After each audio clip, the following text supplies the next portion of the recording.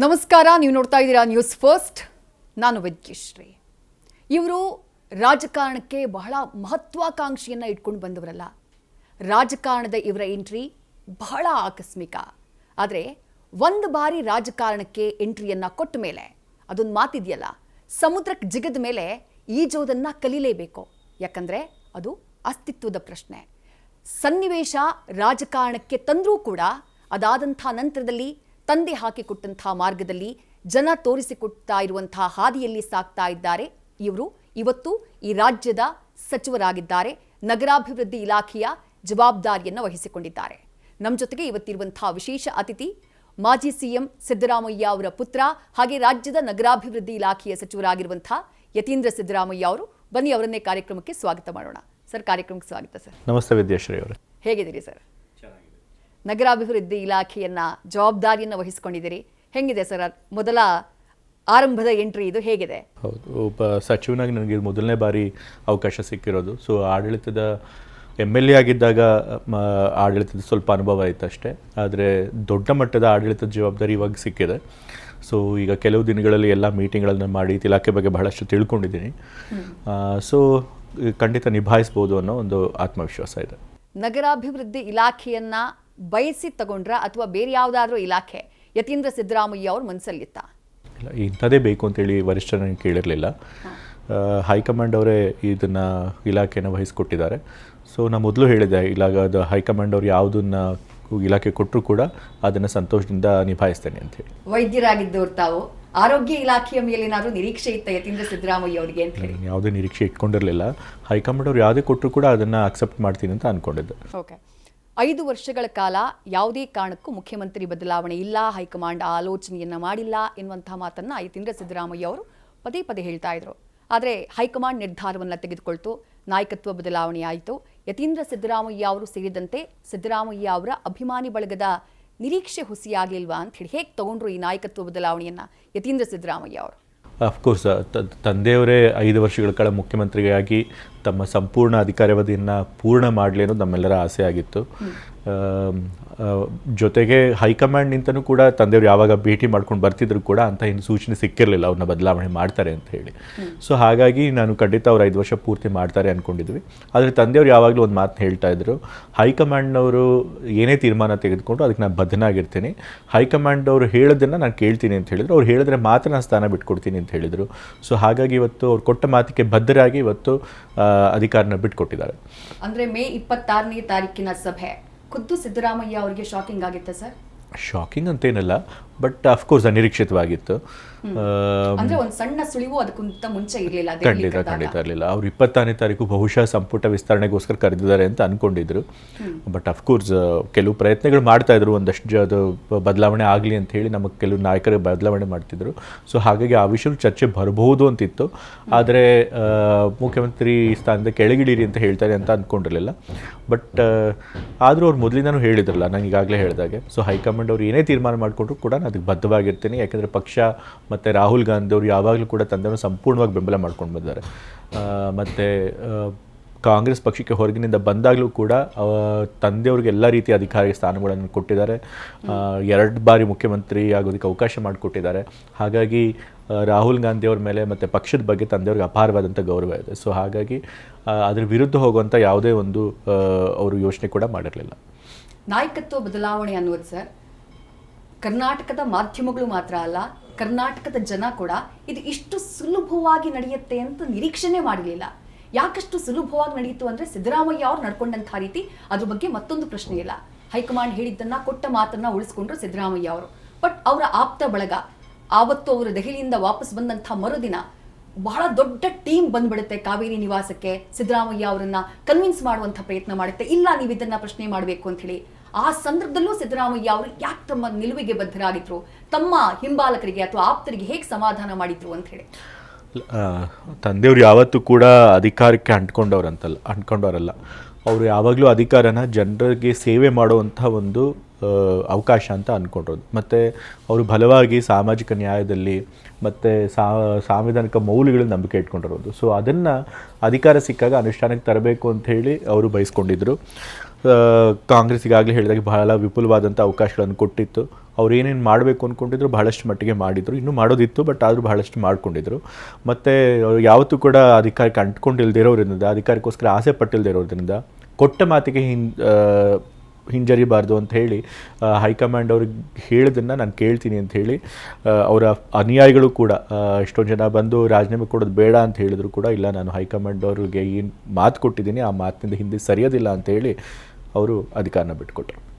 ಮೇ 28ನೇ ತಾರೀಕು ಅಂತ ಅನ್ಸುತ್ತೆ, ಇದೇ ಕಾವೇರಿ ನಿವಾಸದಲ್ಲಿ ಪಕ್ಕದಲ್ಲಿ ಒಂದು ಹಾಲ್ ಇದೆ, ಆ ಹಾಲ್ ನೋಡಿದೆ, ಅಲ್ಲೊಂದು ಬ್ರೇಕ್ಫಾಸ್ಟ್ ಮೀಟಿಂಗ್ ಆಗುತ್ತೆ. ಬಹಳ ಭಾವನಾತ್ಮಕ ಕ್ಷಣಕ್ಕೆ ಆ ಬ್ರೇಕ್ಫಾಸ್ಟ್ ಮೀಟಿಂಗ್ ಸಾಕ್ಷಿ ಆಯಿತು ಅನ್ನೋದು ಮಾಧ್ಯಮಗಳಿಗೆ ಸಿಕ್ಕಂತಹ ಸುದ್ದಿ. ಏನಾಯ್ತು ಸರ್? ನಾನು ಕೂಡ ಆ ಮೀಟಿಂಗ್ನಲ್ಲಿ ಇರಲಿಲ್ಲ, ಯಾಕೆಂದರೆ ಅದು ಕ್ಯಾಬಿನೆಟ್ ಮೀಟಿಂಗ್ ಆಗಿದ್ದರಿಂದ ತಂದೆಯವರು ಮತ್ತು ಸಚಿವರುಗಳು ಮಾತ್ರ ಇದ್ದರು. ಸೊ ಹಾಗಾಗಿ ನಾನು ಕೂಡ ಅಲ್ಲಿ ಮೀಟಿಂಗ್ ಅಟೆಂಡ್ ಮಾಡಿದವರಿಂದನೇ ಕೇಳಿದ್ದು, ನಾನು ನೇರವಾಗಿ ನೋಡಿಲ್ಲ. ಬಟ್ ಆಫ್ಕೋರ್ಸ್ ಬಹಳಷ್ಟು ಜನ ಸಚಿವರು ಬಹಳ ಭಾವಕರಾದರು. ತಂದೆಯವರು ಜೊತೆ ಇಷ್ಟು ವರ್ಷ ಕೆಲಸ ಮಾಡಿ ತಂದೆಯವ್ರ ಬಗ್ಗೆಗೆ ಬಹಳಷ್ಟು ಅಭಿಮಾನ, ಅವ್ರು ಮಾಡುವಂಥ ಕೆಲಸ ನೋಡಿ ಬಹಳ ಅಭಿಮಾನ ಇಟ್ಕೊಂಡಿದ್ರು ಬಹಳಷ್ಟು ಸಚಿವರು. ಸೊ ಹಾಗಾಗಿ ಅವರು ಅಧಿಕಾರ ಬಿಡ್ತೀನಿ ಅಂದಾಗ ಸಹಜವಾಗಿ ಎಲ್ಲರೂ ಕೂಡ ಭಾವಕರಾಗಿದ್ದರು.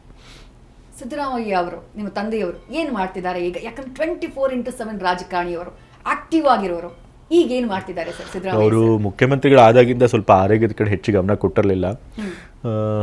ಅವರಿಗೆ ಸ್ವಲ್ಪ ಸಕ್ಕರೆ ಕಾಯಿಲೆ ಇದೆ ಮತ್ತು BP ಕಾಯಿಲೆ ಇದೆ. ಶುಗರ್ನ ಕಂಟ್ರೋಲ್ ಮಾಡ್ಕೊಳಕ್ಕಾಗಿರಲಿಲ್ಲ. ಇನ್ಸುಲಿನ್ ಇಂಜೆಕ್ಷನ್ಗಳನ್ನು ತೆಗೆದುಕೊಳ್ತಾ ಇದ್ರು. ನಾವು ಬಹಳಷ್ಟು ಹೇಳ್ತಾ ಇದ್ವಿ, ಮುಖ್ಯಮಂತ್ರಿಗಳಾಗಿಂತ ಮುಂಚೆ ಚೆನ್ನಾಗಿ ಎಲ್ಲ ಕಂಟ್ರೋಲ್ನಲ್ಲಿ ಇಟ್ಕೊಂಡಿದ್ರು. ಅದ್ರ ಮುಖ್ಯಮಂತ್ರಿಗಳಾದಮೇಲೆ ಕೆಲಸದ ಒತ್ತಡದಿಂದಾಗಿ ಮತ್ತು ಅವ್ರಿಗೆ ಸಮಯ ಹೆಚ್ಚು ಕೊಟ್ಕೊಳಕ್ಕಾಗ್ತಿದ್ದರಿಂದ ನಿಯಮಿತವಾಗಿ ವ್ಯಾಯಾಮ ಇರಲಿಲ್ಲ, ಡಯಟನ್ನು ಸರಿಯಾಗಿ ಮಾಡ್ತಾ ಇರಲಿಲ್ಲ. ಸೊ ಈಗಲಾದರೂ ನೀವು ಸ್ವಲ್ಪ ಬಿಡುವಿನಿಂದಿದ್ದೀರಿ, ಸೊ ನಿಮ್ಮ ಆರೋಗ್ಯದ ಕಡೆ ಹೆಚ್ಚು ಗಮನ ಕೊಡಿ ಅಂತ ಹೇಳಿದ್ಮೇಲೆ ಈಗ ಅವರು ಒಂದು ರೊಟೀನ್ ಮಾಡ್ಕೊಂಡಿದ್ದಾರೆ. ಬೆಳಗ್ಗೆ ಒಬ್ಬ ಫಿಸಿಕಲ್ ಟ್ರೈನರ್ ಬರ್ತಾರೆ, ಸೊ ಅವರು ಎಕ್ಸಸೈಸ್ ಮಾಡ್ತಾರೆ ಮತ್ತು ಬಹಳ ಸ್ಟ್ರಾಂಗಾಗಿ ಡಯಟ್ನ ಫಾಲೋ ಮಾಡ್ತಾರೆ. ಸೊ ಆರೋಗ್ಯದ ಕಡೆ ಹೆಚ್ಚು ಗಮನ ಕೊಡ್ತಾ ಇದ್ದಾರೆ. ಮತ್ತು ಅಫ್ಕೋರ್ಸ್ ಜನ ಬರೋದು ಬಂದೇ ಇರ್ತಾರೆ. ಸೊ ಅವ್ರು ಬಂದಾಗ ಅವ್ರಿಗೂ ಒಂದಷ್ಟು ಸಮಯ ಕೊಟ್ಟು ಅವ್ರನ್ನೂ ಜನ ನೋಡಿ ಭೇಟಿ ಮಾಡ್ತಾ ಇದ್ದಾರೆ. ನಾಯಕತ್ವದ ಬದಲಾವಣೆ ಒಂದು ಎಮೋಷ್ನಲ್ ಸ್ಟ್ರೆಸ್ಸನ್ನು ಏನಾದರೂ ಸಿದ್ದರಾಮಯ್ಯ ಅವ್ರಿಗೆ ಕೊಟ್ಟಿದೆಯಾ? ಖಂಡಿತ. ಅಪ್ಪ ಅಧಿಕಾರ ಅನುಭವಿಸುತ್ತಿದ್ದಾರೆ ಮತ್ತು ಸೋಲನ್ನು ಕೂಡ ನೋಡಿದ್ದಾರೆ. ಅವರು ಯಾವುದೇ ಒಂದು ತೀರ್ಮಾನನ ಸುಲಭವಾಗಿ ತೆಗೆದುಕೊಳ್ಳಲ್ಲ. ಒಂದು ತೀರ್ಮಾನ ತೊಗೊಳ್ಬೇಕಾದ್ರೆ ಅದನ್ನು ಬಹಳಷ್ಟು ಯೋಚನೆ ಮಾಡಿ ತೀರ್ಮಾನ ತೆಗೆದುಕೊಳ್ತಾರೆ. ಮತ್ತು ಒಂದು ಸರಿ ತೀರ್ಮಾನ ಮಾಡಿದ್ಮೇಲೆ ಯಾವತ್ತೂ ಕೂಡ ಅದನ್ನು ಅವರು ಬದಲಾಯಿಸೋದು ಇಲ್ಲ. ಯಾವುದಾದ್ರು ಒಂದು ತೀರ್ಮಾನ ಮಾಡಿದರೆ ಯಾವಾಗಲೂ ಕೂಡ ಅದನ್ನು ಪಾಲಿಸ್ತಾರೆ. ಸೊ ಹಾಗಾಗಿ ಅವ್ರು ತೀರ್ಮಾನ ಮಾಡಬೇಕಾದ್ರೆ ಇದನ್ನೆಲ್ಲ ಯೋಚನೆ ಮಾಡಿರ್ತಾರೆ.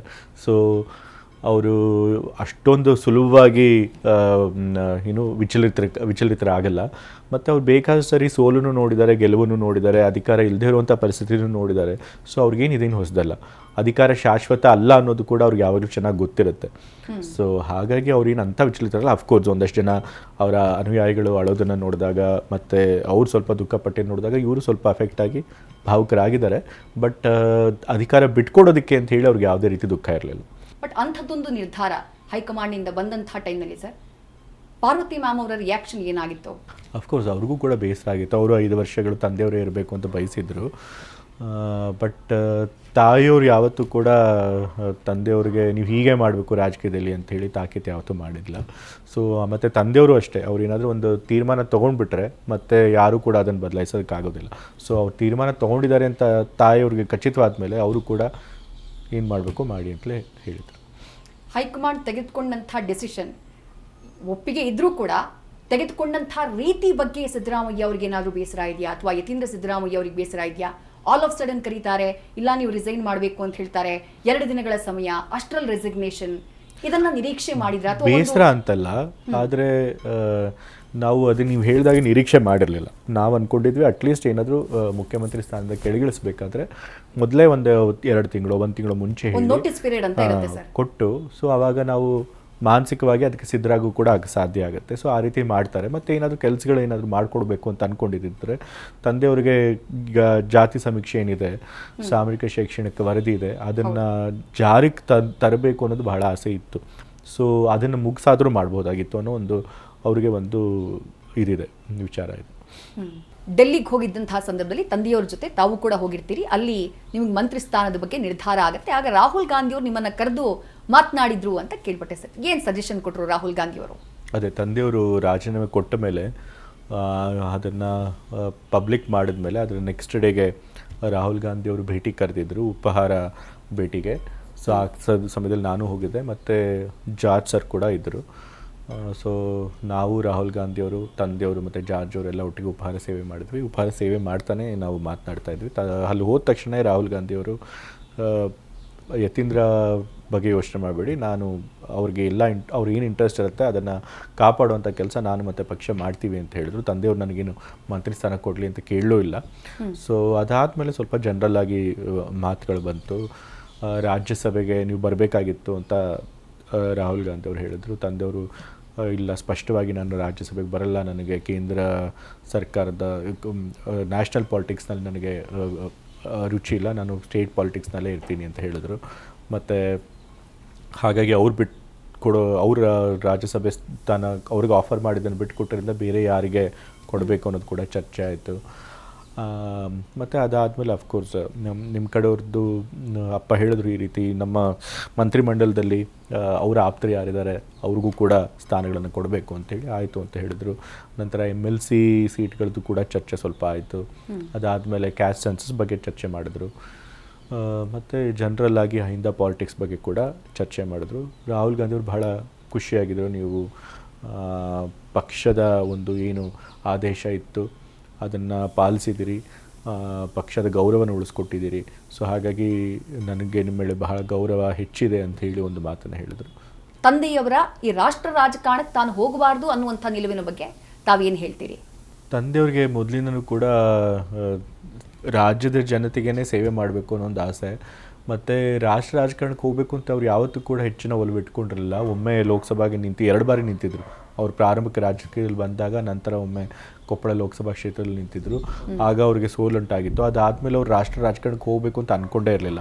ಮತ್ತು ನಿಮ್ಗೆ ಗೊತ್ತಿರೋ ಹಾಗೆ ರಾಷ್ಟ್ರ ರಾಜಕಾರಣಕ್ಕೆ ಹೋಗಬೇಕಾದ್ರೆ ಹಿಂದಿ ಕಲಿಯೋದು, ಮಾತನಾಡೋದು ಕೂಡ ಭಾಳ ಮುಖ್ಯ ಆಗುತ್ತೆ. ಮತ್ತು ಅವ್ರಿಗೆ ಹಿಂದಿ ಭಾಷೆ ಖಂಡಿತ ಸಂಪೂರ್ಣವಾಗಿ ಬರೋದೇ ಇಲ್ಲ. ಸೊ ಹಾಗಾಗಿ ಅವ್ರಿಗೆ ರಾಷ್ಟ್ರ ರಾಜಕಾರಣ ಸ್ವಲ್ಪನೂ ಇಷ್ಟ ಇಲ್ಲ ಅಂತ ಅವ್ರು ಮೊದಲಿಂದನೂ ಹೇಳ್ಕೊಂಡು ಬಂದಿದ್ದಾರೆ. ಓಕೆ, ಹೈಕಮಾಂಡ್ ನಾಯಕರ ಜೊತೆ ಮಾತನಾಡುವಂಥ ಟೈಮ್ನಲ್ಲಿ ಹೈಕಮಾಂಡ್ ನಾಯಕರು ಇನ್ನೂ ಒಂದು ಆಫರ್ನ ಕೊಟ್ಟಿದ್ರು ಅನ್ನೋದು ಮಾಹಿತಿ.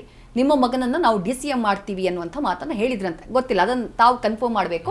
ಬಟ್ ಸಿದ್ದರಾಮಯ್ಯ ಅವರು ಅದನ್ನ ತಳ್ಳಿ ಹಾಕಿದ್ರು, ಇಲ್ಲ ಬೇಡ ಅಂತ ಹೇಳಿ ಸಾರಾ ಸಗಟಾಗಿ ಹೇಳಿದ್ರು ಅನ್ನುವಂಥ ಮಾಹಿತಿ. ಸರ್, ಸ್ಪೆಸಿಫಿಕ್ ಆಗಿ ನನಗೇನೆ ಡೆಪ್ಯೂಟಿ CM ಪೋಸ್ಟ್ ಕೊಡ್ತೀನಿ ಅಂತ ಏನೂ ಪ್ರಸ್ತಾಪ ಇರಲಿಲ್ಲ. ಬಟ್ DCMಗಳನ್ನು ಎಷ್ಟು ಜನನ ಮಾಡಬೇಕು, ಎಷ್ಟು DCMಗಳು ಪೋಸ್ಟ್ಗಳನ್ನು ಕ್ರಿಯೇಟ್ ಮಾಡಬೇಕು, ಯಾರನ್ನ ಮಾಡಬೇಕು ಅನ್ನೋದ್ರ ಬಗ್ಗೆ ಚರ್ಚೆ ಇತ್ತು. ಆದರೆ ತಂದೆಯವ್ರ ನಿಲ್ಲು ಸ್ಪಷ್ಟವಾಗಿತ್ತು, DCM ಹುದ್ದೆಗಳು ಹೆಚ್ಚು ಇರಬಾರ್ದು, ಇಲ್ಲ ಅಂತಂದರೆ ಅದಕ್ಕೆ ಮಹತ್ವ ಕಳ್ಕೊಂಡ್ಬಿಡುತ್ತೆ.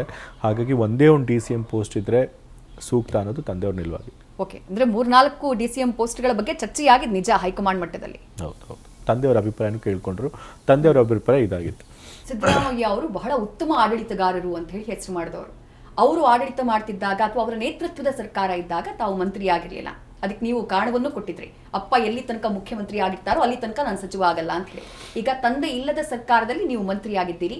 ಈ ಎರಡನ್ನೂ ಯಾವ ರೀತಿ ನೋಡ್ತೀರಿ? ಯಾಕಂದ್ರೆ ತಂದೆಯ ಆಡಳಿತವನ್ನು ಕೂಡ ಬಹಳ ಹತ್ತಿರದಿಂದ ಗಮನಿಸಿದ್ದೀರಿ ತಾವು. ಇಲ್ಲ, ತಂದೆಯವರು ಯಾವಾಗಲೂ ಕೂಡ ದಕ್ಷ ಆಡಳಿತಗಾರರು ಅಂತ ಹೇಳಿ ಹೆಸರು ಪಡೆದಿದ್ದಾರೆ. ಈಗಲಿಂದಲ್ಲ, ಅವ್ರು ಮೊದಲನೇ ಬಾರಿ ಶಾಸಕರಾಗಿದ್ದಂದು ಕೂಡ ಅವರಿಗೆ ಆ ಹೆಸರಿತ್ತು, ಅವ್ರು ಒಳ್ಳೆಯ ಆಡಳಿತಗಾರರು ಅಂತ ಹೇಳಿ. ಸೊ ಅವ್ರ ರೀತಿಯೇ ನಾನು ಆಡಳಿತ ಮಾಡಬೇಕು ಅಂತ ಹೇಳಿ ಜನರು ನಿರೀಕ್ಷೆ ಇಟ್ಕೊಂಡಿರ್ತಾರೆ.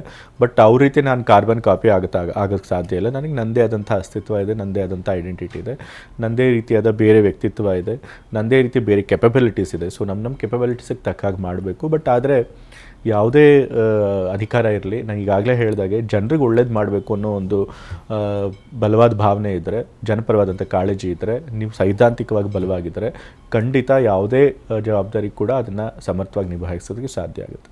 ಓಕೆ, ಯತೀಂದ್ರ ಸಿದ್ದರಾಮಯ್ಯ ಅವರ ಪ್ರಕಾರ ಅವರೊಬ್ಬ ಆಕಸ್ಮಿಕ ರಾಜಕಾರಣಿನ ಅಥವಾ ಆಕರ್ಷಕ ರಾಜಕಾರಣಿನ? ನಾನು ಆಕಸ್ಮಿಕ ರಾಜಕಾರಣಿ. ಯಾಕೆ ಅಂತಂದರೆ ನಾನು ರಾಜಕಾರಣಕ್ಕೆ ಬರಬೇಕು ಅಂತ ಹೇಳಿ ಯಾವತ್ತೂ ಅನ್ಕೊಂಡೇ ಇರಲಿಲ್ಲ. ಹೇಗೆ ಬಂದ್ರಿ ಸರ್? ಅದನ್ನ ಒಂದ್ಸಲ ರೀಕಾಲ್ ಮಾಡಬಹುದಾ ಅಂತ ಹೇಳಿ, ಯಾಕಂದ್ರೆ ನಿಮ್ಮ ಸಂದರ್ಶನಗಳೇ ಬಹಳ ಕಡಿಮೆ. ನೀವೇ ಇಂಟ್ರೊಡಕ್ಷನಲ್ಲಿ ಹೇಳಿದಾಗೆ ನಾನು ವೈದ್ಯಕೀಯ ವೃತ್ತಿನಲ್ಲಿದ್ದೆ.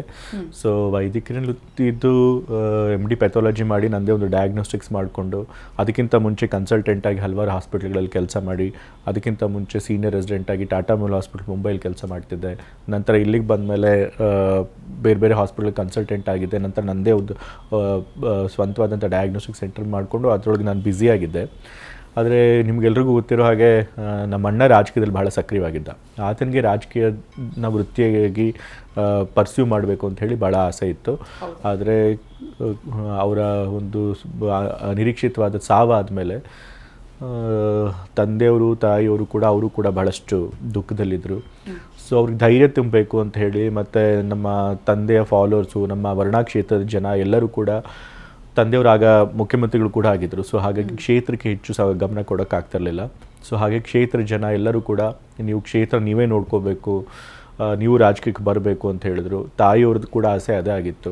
ಸೊ ಹಾಗಾಗಿ ಎಲ್ಲ ಕಾರಣಗಳಿಗೋಸ್ಕರ ನಾನು ರಾಜಕೀಯಕ್ಕೆ ಬಂದೆ. ಬಟ್ ರಾಜಕೀಯಕ್ಕೆ ಬರಬೇಕಾದ್ರೂ ಕೂಡ ನಾನು ಎಲೆಕ್ಷನ್ ನಿಲ್ಲಬೇಕು ಅಂತ ಏನು ಅಂದ್ಕೊಂಡಿರಲಿಲ್ಲ. ತಂದೆಯವರು ಮುಖ್ಯಮಂತ್ರಿ ಆಗಿರೋಷ್ಟು ಸಮಯ ನಾನು ಕ್ಷೇತ್ರ ನೋಡ್ಕೋಬೇಕು, ಉಸ್ತುವಾರಿ ಮಾಡಬೇಕು ಅಂತಲೇ ಅಂದ್ಕೊಂಡಿದ್ದೆ. ಬಟ್ ಚುನಾವಣೆ ಆದ್ದು ಆ 2016 ಇದು ಆಗಿದ್ದು ನಾನು ರಾಜಕೀಯಕ್ಕೆ ಬಂದಿದ್ದು. ಸೊ 2016ರಿಂದ 2018 ತನಕ ಎಲ್ಲ ಕ್ಷೇತ್ರದಲ್ಲಿ ಎಲ್ಲ ಹಳ್ಳಿಗಳು, ಪ್ರತಿಯೊಂದು ಹಳ್ಳಿಗಳನ್ನು ಕೂಡ ಪ್ರವಾಸ ಮಾಡಿ ಜನರ ಸಮಸ್ಯೆಗಳನ್ನು ಕೇಳಿ ಅದಕ್ಕೆ ಸ್ಪಂದಿಸುವಂಥ ಕೆಲಸ ಮಾಡ್ತಿದ್ದೆ. ಸೊ ಎಲ್ಲರೂ ಕೂಡ ನೀವು ಇನ್ನೂ ಮುಂದುವರಿಬೇಕು, ಚುನಾವಣೆಗೂ ನಿಲ್ಲಬೇಕು ಅಂತ ಹೇಳಿದರು. ನನಗೂ ಅಷ್ಟರೊಳಗೆ ರಾಜಕೀಯದ ಸ್ವಲ್ಪ ಅನುಭವ ಬಂದಿದ್ದರಿಂದ ನನಗೂ ಸ್ವಲ್ಪ ಆತ್ಮವಿಶ್ವಾಸ ಬಂತು, ಹೌದು ಚುನಾವಣೆ ಎದುರಿಸೋಕ್ಕೆ ಸಾಧ್ಯ ಇದೆ ಅಂತೇಳಿ. ಸೊ ಹಾಗಾಗಿ ಚುನಾವಣೆಗೂ ಕೂಡ ಎಲ್ಲ ಜನರ ಒತ್ತಾಯದ ಮೇರೆಗೆ ನಾನು ಚುನಾವಣೆಗೂ ಕೂಡ ನಿಂತ್ಕೊಂಡೆ. ಜನರು ಕೂಡ ನನ್ನ ಗೆಲ್ಲಿಸಿದ್ರು. ಸೊ ಶಾಸಕನಾಗಿ ಕೂಡ ಜನರಿಗೆ ಸಂಪೂರ್ಣ ನಿರೀಕ್ಷೆ ಇಲ್ಲದೆ ಹೋದರೂ ಅವರ ಒಂದು ತೃಪ್ತಿ ಕೊಡೋ ರೀತಿ ಒಂದಷ್ಟು ಕೆಲಸನೂ ಮಾಡಿದ್ದೆ. ನಂತರ ಮತ್ತೆ ನಿಮಗೆ ಗೊತ್ತಿದ್ದ ಹಾಗೆ 2023ರಲ್ಲಿ ಚುನಾವಣೆಗೆ ವರ್ಣಾ ಕ್ಷೇತ್ರದಿಂದ ತಂದೆಯವರೇ ನಿಲ್ಲಬೇಕು ಅಂತೇಳಿ ಹೈಕಮಾಂಡ್ ಅವ್ರು ತಾಕೀತು ಮಾಡಿದ್ರಿಂದ ಕ್ಷೇತ್ರನ ಅವ್ರಿಗೆ ಬಿಟ್ಕೊಟ್ಟಿರೋದಲ್ಲ, ಅದು ಅವ್ರದ್ದೇ ಕ್ಷೇತ್ರ. ಅವ್ರು ನನಗೆ ಬಿಟ್ಕೊಟ್ಟಿದ್ರು, ಮತ್ತೆ ಅವರೇ ಬಂದರಷ್ಟೇ ಆ ಕ್ಷೇತ್ರದಲ್ಲಿ ಅವರೇ ನಿಂತ್ಕೊಂಡ್ರು. ಸೊ ಹಾಗಾಗಿ ಅವಾಗ ಹೈಕಮಾಂಡ್ ಅವರು MLC ಮಾಡ್ತೀನಿ ಅಂತ ಹೇಳಿದರು. ಸೊ ವಿಧಾನ ಪರಿಷತ್ತಿನ ಸದಸ್ಯ ಆಗಿದ್ದೆ ಇಷ್ಟು ದಿವಸ, ಈಗ ಮಂತ್ರಿ ಆಗಿದೆ. ಓಕೆ, ರಾಜಕಾರಣಕ್ಕೆ ಬರಬೇಕು ಅಂತ ನೀವು ಡಿಸೈಡ್ ಮಾಡಿದಾಗ ಕಾರ್ಯಕರ್ತರೆಲ್ಲ ಬಂದು ಹೇಳಿದ್ರು ಅನ್ನೋದನ್ನ ಹೇಳಿದ್ರೆ, ತಂದೆಯವರು ನಿಮ್ಮನ್ನೇನಾದ್ರು ಒಂದು ಮಾತು ಹೇಳಿದ್ರಾ, ನೀನು ಬರಬೇಕು ರಾಜಕಾರಣಕ್ಕೆ ಅನ್ನೋದು ಮಾತನ್ನು ಹೇಳಿದ್ರಾ, ಅಥವಾ ನೀವು ಬರಬೇಕು ಅಂತ ಡಿಸೈಡ್ ಮಾಡಿದಾಗ ಸಿದ್ದರಾಮಯ್ಯ ಅವರ ಸಜೆಷನ್ ಏನಾಗಿತ್ತು ಅಂತ ಹೇಳಿ ಸರ್? ತಂದೆಯವರು ಯಾವತ್ತೂ ಕೂಡ ನೀ ರಾಜಕಾರಣಿಗೆ ಬಾ ಅಂತಲೂ ಹೇಳಿರಲಿಲ್ಲ. ಈವನ್ ನಮ್ಮ ಅಣ್ಣನಿಗೂ ಕೂಡ ಇರಲಿಲ್ಲ. ಆದರೆ ಅಣ್ಣನಿಗೆ ತನಗೆ ಅವ್ನಿಗೆ ಬಯಸಿದ್ರಿಂದ ರಾಜಕೀಯಕ್ಕೆ ಬರಬೇಕು ಅಂತ ಹೇಳಿ ಆತ ರಾಜಕೀಯಕ್ಕೆ ಬಂದಿದ್ದ. ಆಗ ತಂದೆಯವರು ಅದಕ್ಕೆ ಏನು ಆಕ್ಷೇಪನೂ ಕೂಡ ಮಾಡಿಲ್ಲ. ಅವ್ರು ಮೊದಲಿಂದನೂ ಹಾಗೆ ನಮಗೆ ಯಾವಾಗಲೂ ನೀವು ಹೀಗೆ ಮಾಡಬೇಕು, ಇದೇ ಮಾಡಿ ಅಂತ ಹೇಳ್ತಿಲ್ಲ. ಆದರೆ ನಾವು ಇಂಥದ್ದನ್ನು ಮಾಡಬೇಕು ಅಂದಾಗ ಅದಕ್ಕೆ ಅಡ್ಡ ಕೂಡ ಬರ್ತಿರಲಿಲ್ಲ. ಸೊ ನಾ ರಾಜಕೀಯಕ್ಕೆ ಬರ್ತೀನಿ, ವರ್ಣಾ ಕ್ಷೇತ್ರ ನೋಡ್ಕೊಳ್ತೀನಿ, ನಾನೇ ಹೇಳಿದಾಗ ಈ ಥರ ಎಲ್ಲರೂ ಹೇಳ್ತಿದ್ದಾರೆ, ಅದಕ್ಕೆ ಮಾಡ್ತೀನಿ ಅಂದಾಗ ಅದಕ್ಕೆ ಅವ್ರು ಆಕ್ಷೇಪನ ಕೂಡ ವ್ಯಕ್ತಪಡಿಸಲಿ. ಏನು ಸಜೆಷನ್ ಕೊಟ್ಟರು ಸರ್? ಯಾಕಂದ್ರೆ ಬಹಳ ಇಂಟ್ರೋವರ್ಟ್ ಆಗಿದ್ದೋದು ನಾನು ಅಂತ ನೀವು ಹೇಳ್ಕೊಂಡಿದ್ರಿ ಒಂದ್ ಕಡೆಗೆ. ಜನರ ಜೊತೆ ಬೆರೆಯೋದು ನಿಮಗೆ ಅಷ್ಟು ಗೊತ್ತೂ ಇರ್ಲಿಲ್ಲ ಆ ಟೈಮ್ನಲ್ಲಿ, ಅನಿವಾರ್ಯವಾಗಿ ಎಂಟ್ರಿ ಆಗ್ತೀರಿ. ಏನು ಸಜೆಷನ್ ಕೊಟ್ಟು? ತಂದೆಯವರು ಎಲ್ಲರ ಜೊತೆ ಬಹಳ ಆಪ್ತರಾಗಿ ಮಾತನಾಡೋದಿಲ್ಲ. ಸೊ ಫ್ಯಾಮಿಲಿಯವ್ರ ಜೊತೆನೂ ಕೂಡ ಹಾಗೆ ಅವರು. ಸೊ ಅವ್ರು ಹೀಗೆ ಮಾಡಬೇಕು ಅಂತ ನಾನು ಮೊದಲನೇ ಬಾರಿ ರಾಜಕೀಯಕ್ಕೆ ಬಂದಾಗ ಏನು ಹೇಳಿರಲಿಲ್ಲ. ಬಟ್ ಅಫ್ಕೋರ್ಸ್ MLA ಆದಾಗ ಹೇಳಿದರು, ಸರಿಯಾಗಿ ಜನರ ಕೆಲಸ ಮಾಡಬೇಕು, ಎಚ್ಚರಿಕೆಯಿಂದ ಇರಬೇಕು, ರಾಜಕೀಯದಲ್ಲಿದ್ದಾಗ ಹಲವಾರು ಜನ ಇರ್ತಾರೆ, ನಿಮ್ಮ ಪ್ರತಿಯೊಂದು ನಡೆಯನ್ನು ಕೂಡ ಗಮನಿಸ್ತಿರ್ತಾರೆ. ಸೊ ಹಾಗಾಗಿ ಎಲ್ಲೂ ಕೂಡ ಕಪ್ಪು ಚುಕ್ಕೆ ಬರದೇ ಇರೋಂಗೆ, ನಿನ್ನ ವ್ಯಕ್ತಿತ್ವಕ್ಕೆ ಕಪ್ಪು ಚುಕ್ಕೆ ಬರದೇ ಇರೋಂಗೆ ಭಾಳ ಜಾಗರೂಕವಾಗಿ ಕೆಲಸ ಮಾಡಬೇಕು ಅಂತ ಹೇಳಿದರು. ಶಾಸಕರಾಗಿದ್ದು ಒಂದು ಬಾರಿ, ಈಗ ವಿಧಾನ ಪರಿಷತ್ ಸದಸ್ಯರು. ವಿಪಕ್ಷಗಳದ್ದು ಒಂದು ಟೀಕೆ ಅಥವಾ ಯಾರು ವಿರೋಧಿಸ್ತಾರೋ ಅವರದ್ದೊಂದು ಟೀಕೆ ಅಥವಾ ಒಂದು ಚರ್ಚೆ ಏನು ಅಂತಂದ್ರೆ, ಸಿದ್ದರಾಮಯ್ಯ ಅವರ ಮಗ ಆಗಿದ್ದಕ್ಕೆ ಇಂಥದ್ದೊಂದು ಮಹತ್ವದ ಜವಾಬ್ದಾರಿ ಇಷ್ಟು ಅರ್ಲಿ ಸ್ಟೇಜ್ನಲ್ಲಿ ರಾಜಕಾರಣದಲ್ಲಿ ಸಿಕ್ತು ಅಂತ ಹೇಳಿ ಏನು ಉತ್ತರ ಕೊಡ್ತೀರಿ ಈ ಚರ್ಚೆ? ಆ ಟೀಕೆಯಲ್ಲಿ ಸತ್ಯನೂ ಇದೆ ಅಫ್ಕೋರ್ಸ್. ಬಟ್ ಏನು ಮಾಡೋಕ್ಕಾಗಲ್ಲ, it is a fact in the society. Actually ನಾವು ಪ್ರಿವಿಲೇಜ್ ಇದ್ದೇ ಇರುತ್ತೆ. ನೀವು ಯಾರಾದರೂ ಒಬ್ಬ ಪ್ರಭಾವಿ ರಾಜಕಾರಣಿ ಮಗನೂ ಆಗಿದ್ದರೆ, ಅಥವಾ ಬೇರೆ ಫೀಲ್ಡ್ಗಳಲ್ಲಿ ಅಲ್ಲಿ ಯಾರು ಪ್ರಭಾವಿಗಳಿರ್ತಾರೋ ಅಲ್ಲಿ ಸಾಧನೆ ಮಾಡಿರೋ ಒಂದು ಸಾಧಕರ ಮಕ್ಕಳಾಗಿದ್ದರೆ ನಿಮಗೆ ಯಾವಾಗಲೂ ಕೂಡ ಇನಿಷಿಯಲಿ ಅಡ್ವಾಂಟೇಜ್ ಸಿಗುತ್ತೆ. ಬೇರೆಯವ್ರಿಗೆ ತಕ್ಷಣ ಬಂದು ಕ್ಷೇತ್ರದ ಎಲ್ಲ ಜನರ ಒಂದು ಸಪೋರ್ಟ್ನ ಪಡೋದು ಕಷ್ಟ ಆಗುತ್ತೆ. ಆದರೆ ನೀವು ಮೊದಲೇ ಶಾಸಕರ ಮಗ ಆಗಿದ್ದರೆ ಆ ಕ್ಷೇತ್ರ ಜನ ಸುಲಭವಾಗಿ ನಿಮ್ಮನ್ನು ಒಪ್ಕೊಳ್ತಾರೆ. ಸೊ ಹಾಗಾಗಿ ಆ ಅಡ್ವಾಂಟೇಜ್ ಖಂಡಿತ ಇತ್ತು. ಸೊ ಹಾಗಾಗಿ ನಾನು ಸುಲಭವಾಗಿ ಚುನಾವಣೆಯಲ್ಲೂ ಗೆದ್ದೆ. ಬಟ್ ಅದೊಂದೇ ಕಾರಣದಿಂದ ಜನ ಮಾಡೋದಿಲ್ಲ, ಸುಲಭವಾಗಿ ಒಪ್ಕೊಳ್ತಾರೆ ನಿಮ್ಮ ಒಬ್ಬ ಪ್ರಭಾವಿ ರಾಜಕಾರಣಿ ಮಗ ಆಗಿದ್ರೆ. ಅದ್ರ ಜೊತೆಗೆ ಚುನಾವಣೆಯಲ್ಲಿ ಗೆಲ್ಲಿಸಬೇಕು ಅಂತಂದರೆ, ಚುನಾವಣೆಯಲ್ಲಿ ನೀವು ಗೆಲ್ಲಬೇಕು ಅಂತಂತಂದರೆ ಜನರಿಗೆ ನೀವು ಯಾವ ರೀತಿ ಸ್ಪಂದಿಸ್ತೀರಿ ಅದನ್ನು ಕೂಡ ನೋಡ್ತಾರೆ. ಇವಾಗ ಚುನಾವಣೆಯಲ್ಲಿ ನಾನು ಮೊದಲನೇ ಬಾರಿ ನಿಂತಾಗ ವರ್ಣಾ ಕ್ಷೇತ್ರದಲ್ಲಿ ಇತಿಹಾಸದಲ್ಲೇ ಅತಿ ಹೆಚ್ಚು ಮತಗಳ ಅಂತರದಿಂದ ಗೆದ್ದಿದೆ, 56,000 ಮತಗಳ ಅಂತರದಿಂದ. ಅದಕ್ಕಿಂತ ಮುಂಚೆ ತಂದೆಯವರು 35,000, 25,000 ಈ ರೀತಿ ಗೆಲ್ತಾ ಇದ್ರು. ಆದರೆ ವರ್ಣಾ ಕ್ಷೇತ್ರದ ಜನ ನನಗೆ 56,000 ಮತಗಳಿಂದ ಗೆಲ್ಲಿಸ್ಕೊಟ್ರು. ಆ 2 ವರ್ಷಗಳು ನಾನು ರಾಜಕೀಯಕ್ಕೆ ಬಂದು 2016ರಿಂದ 2018 ಪ್ರತಿಯೊಂದು ಹಳ್ಳಿಗಳಿಗೂ 2 ಬಾರಿ 3 ಬಾರಿ ಭೇಟಿ ಮಾಡಿ ಕೆಲಸ ಮಾಡಿದೆ ಜನರ ಪರವಾಗಿ. ಸೊ ಹಾಗಾಗಿ ಅದನ್ನು ನೋಡಿ ಅವರು ಕೆಲಸ ಮಾಡಿಕೊಟ್ರು. ಸೊ ಒಂದು ಸಣ್ಣ ಅಡ್ವಾಂಟೇಜ್ ಇದ್ದೇ ಇರುತ್ತೆ. ಆದರೆ ನಿಮಗೆ ಸ್ವಂತ ಯೋಗ್ಯತೆ ಅಥವಾ ಸಾಮರ್ಥ್ಯ ಇಲ್ಲ ಅಂತಂತಂದರೆ ಅದಕ್ಕಿಂತ ಮುಂದೆ ಹೋಗಕ್ಕೆ ಸಾಧ್ಯ ಆಗೋದಿಲ್ಲ. ಅವಕಾಶ ಸಿಕ್ಕಾಗ ಅದನ್ನ ಅದನ್ನ ಪ್ರೂವ್ ಬಳಸ್ಕೊಳ್ಬೇಕು. ಮಾಡ್ಕೊಳ್ಬೇಕು, ಬಳಸ್ಕೊಳ್ಬೇಕು. ಹೌದು. ಓಕೆ, ಸಿದ್ದರಾಮಯ್ಯ ಅವರ ಮಗ ಅನ್ನುವಂಥದ್ದು ಒಂದು ಟ್ಯಾಗ್ಲೈನ್ ಏನಿದೆ ಸರ್, ಅದನ್ನ ನೀವು ಮೋರ್ ಪವರ್ ಅಂತ ಫೀಲ್ ಮಾಡ್ತೀರಾ ಅಥವಾ ಮೋರ್ ಪ್ರೆಷರ್ ಅಂತ ಫೀಲ್ ಮಾಡ್ತೀರಾ? ಎರಡೂ ಇದೆ. ಯಾವುದೇ ಒಂದು ವಿಷಯದಲ್ಲೂ ಕೂಡ ಒಂದು ಅಡ್ವಾಂಟೇಜು ಕೂಡ ಇರುತ್ತೆ, ಡಿಸ್ಅಡ್ವಾಂಟೇಜ್ ಇರುತ್ತೆ. ಯಾವುದು ಕೂಡ ಸಂಪೂರ್ಣ ಅಡ್ವಾಂಟೇಜು ಇರಲ್ಲ, ಡಿಸ್ಅಡ್ವಾಂಟೇಜು ಇರಲ್ಲ. ಇದು ಕೂಡ ಹಾಗೆ. ಒಂದು ಈಗಾಗಲೇ ಹೇಳಿದಾಗೆ ಸಿದ್ದರಾಮಯ್ಯ ಅವ್ರ ಮಗ ಆಗಿರೋದಕ್ಕೆ ನನಗೆ ಇನಿಷಿಯಲಿ ಬಹಳ ಅಡ್ವಾಂಟೇಜ್ ಸಿಕ್ತು, ಅದನ್ನು ಉಪಯೋಗಿಸ್ಕೊಳ್ಳೋಕೆ ಸಾಧ್ಯ ಆಯಿತು. ಆದರೆ ಅದ್ರ ಜೊತೆಗೆ ಸಿದ್ದರಾಮಯ್ಯ ಅಂಥವರ ದೊಡ್ಡ ಸಾಧನೆ ಮಾಡಿರೋಂಥವ್ರ ಮಗ ಆದಾಗ ಎಲ್ಲರೂ ಕೂಡ ನಿಮ್ಮನ್ನು ಬರೀ ನೀವಾಗಿ ನೋಡಿರೋದಿಲ್ಲ. ನೀವು ಮಾಡೋ ಕೆಲಸನ ಬರೀ ನೀವು ನಿಮ್ಮ ಸಾಮರ್ಥ್ಯಕ್ಕೆ ತಕ್ಕಾಗಿ ಮಾಡಿದ್ದೀರಾ, ನಿಮ್ಮ ಸುತ್ತಮುತ್ತ ಲಿಮಿಟೇಷನ್ಸ್ಗೆ ತಕ್ಕಾಗಿ ಮಾಡಿದ್ದೀರಾ ಅಂತ ಯೋಚನೆ ಮಾಡೋದಿಲ್ಲ. ಬದಲಾಗಿ ತಂದೆಯವ್ರು ಮಾಡುವಂಥ ಸಾಧನೆಗೆ ತುಲನೆ ಮಾಡಿ ನೋಡ್ತಾರೆ. ಸೊ ಆ ಪ್ರೆಷರ್ ಯಾವಾಗಲೂ ಇರುತ್ತೆ, ಅವ್ರ ಹೆಸರನ್ನು ಉಳಿಸ್ಬೇಕು ಅನ್ನೋ ಪ್ರೆಷರ್. ಒಂದೊಂದು ಸರಿ ಆ ಪ್ರೆಷರ್ ಜಾಸ್ತಿ ಕೂಡ ಆಗಿ ಅದು ನಿಮಗೆ ನೆಗೆಟಿವ್ ಆಗೋದ್ರೂ ಕೂಡ ಆಗ್ಬೋದು. ಸೊ ಆ ಪ್ರೆಷರು ಕೂಡ ಇರುತ್ತೆ. ಸೊ ಎರಡೂ ಕೂಡ ಇರುತ್ತೆ. ಸರ್, ಸ್ಟೆಥೋಸ್ಕೋಪ್ ಹಿಡಿದು ರೋಗ ಪತ್ತೆ ಹಚ್ಚೋದು ಸುಲಭನಾ ಅಥವಾ ಜನರ ಮಧ್ಯೆ ಇದ್ದು ಜನರ ಕಷ್ಟ, ಜನರ ಸವಾಲುಗಳನ್ನ ಪತ್ತೆ ಹಚ್ಚೋದು ಸುಲಭನಾ ಅಥವಾ ಕಷ್ಟನಾ? ಯಾವುದು ಸವಾಲು ಯತೀಂದ್ರ ಸಿದ್ದರಾಮಯ್ಯ ಅವರಿಗೆ? ನನಗೆ ವೈದ್ಯಕೀಯ ವೃತ್ತಿನೇ ಜಾಸ್ತಿ ಕಷ್ಟ ಅನಿಸುತ್ತೆ. ಯಾಕೆಂತಂದರೆ ಅದರೊಳಗೆ ನೀವು ಫಿಸಿಕಲಾಗಿ ಪ್ರೆಸೆಂಟ್ ಇರಬೇಕು, ಬೆಳಗಿಂದ ಸಾಯಂಕಾಲ ತನಕ ಕೆಲಸ ಮಾಡಬೇಕು.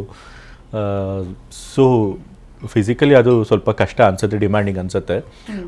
ಬಟ್ ರಾಜಕೀಯ ಜೀವನಕ್ಕೆ ಅದರದ್ದೇ ಆದಂಥ ಚಾಲೆಂಜ್ಗಳಿರುತ್ತೆ ಸಾರ್ವಜನಿಕ ಜೀವನದಲ್ಲಿ. ಬಟ್ ನಿಮಗೆ ಜನಪರವಾದಂಥ ಕಾಳಜಿ ಇದ್ದು ನೀವು ಸೈದ್ಧಾಂತಿಕವಾಗಿ ಪ್ರಬಲವಾಗಿದ್ದರೆ, ಜನರ ಸೇವೆ ಮಾಡಬೇಕು ಅನ್ನೋ ಒಂದು ತುಡಿತಾ ಇದ್ದರೆ ಅದನ್ನು ಸುಲಭವಾಗಿ ಮಾಡ್ಬೋದು ಅಂತ ಅನ್ಸುತ್ತೆ. 2 ವರ್ಷ, ಹೆಚ್ಚು ಕಮ್ಮಿ 2 ವರ್ಷ ಸಮಯ ಇದೆ. ಏನು ಪ್ಲಾನ್ ಮಾಡ್ಕೊಂಡಿದ್ದಾರೆ ನಗರಾಭಿವೃದ್ಧಿ ಇಲಾಖೆಗೆ ಸಂಬಂಧಪಟ್ಟ ಹಾಗೆ ಯತೀಂದ್ರ ಸಿದ್ದರಾಮಯ್ಯ ಅವರು ಇಲಾಖೆಯನ್ನು ಎಷ್ಟು ಅರ್ಥ ಮಾಡ್ಕೊಂಡಿದ್ದಾರೆ ಅಂತ ಹೇಳಿ ಸರ್? ನಗರಾಭಿವೃದ್ಧಿ ಇಲಾಖೆಯಲ್ಲಿ ಭಾಳಷ್ಟು ಸಮಸ್ಯೆಗಳಿವೆ. ಮೊದಲನೇದಾಗಿ ಇಂಪಾರ್ಟೆಂಟ್ ಏನಪ್ಪ ಅಂತಂದರೆ ಎಲ್ಲ ಸಿಟಿಗಳು, ಟೌನ್ಗಳು ಸರಿಯಾಗಿ ಪ್ಲ್ಯಾನ್ ಆಗಬೇಕು, ಮಾಸ್ಟರ್ ಪ್ಲ್ಯಾನ್ಗಳಾಗಬೇಕು. ಇಷ್ಟೊಂದು ಸಿಟಿಗಳದ್ದಾಗಿಲ್ಲ, ಈಗ ಸ್ವಲ್ಪ ಎಲ್ಲ ಪ್ರೋಗ್ರೆಸ್ ಆಗಿ ಭಾಳಷ್ಟು ಟೌನ್ಗಳದನ್ನೆಲ್ಲ ಮಾಸ್ಟರ್ ಪ್ಲ್ಯಾನ್ ಮಾಡಿದ್ದಾರೆ. ಆ ಮಾಸ್ಟರ್ ಪ್ಲ್ಯಾನ್ ಈಗ ಕಾಲಕ್ಕೆ ತಕ್ಕ ಸಮಯ, ಈಗಿನ ಟೈಮ್ಸ್ಗೆ ಸರಿಯಾಗಿರೋಂಗೆ ಇರಬೇಕು, ಅದನ್ನು ನೋಡಬೇಕು. ಮತ್ತು ನಗರಾಭಿವೃದ್ಧಿ ಪ್ರಾಧಿಕಾರಗಳ ಪಾಲಿಸಿಗಳೆಲ್ಲ, ನಿಯಮಗಳೆಲ್ಲ ಏನಿದೆಯಲ್ಲ ಬಹಳ ಹಳೇದಾಗಿದೆ. ಸೊ ಅದನ್ನು ರೀವಿಸಿಟ್ ಮಾಡಿ ಈಗಿನ ನೀಡ್ಸಿಗೆ ತಕ್ಕ ಹಾಗೆ, ಈಗಿನ ಟೈಮ್ ತಕ್ಕ ಹಾಗೆ ಅದನ್ನು ಮಾಡಬೇಕಾದಂಥ ಅಗತ್ಯ ಇದೆ. ಮತ್ತು ಕಾಮಗಾರಿಗಳು ಬೇಕಾದಷ್ಟು ನಗರ ಪಾಲಿಕೆಗಳಲ್ಲಿರ್ಬೋದು, ನಗರಸಭೆಗಳಲ್ಲಿರ್ಬೋದು ನಡೀತಾ ಇರುತ್ತೆ.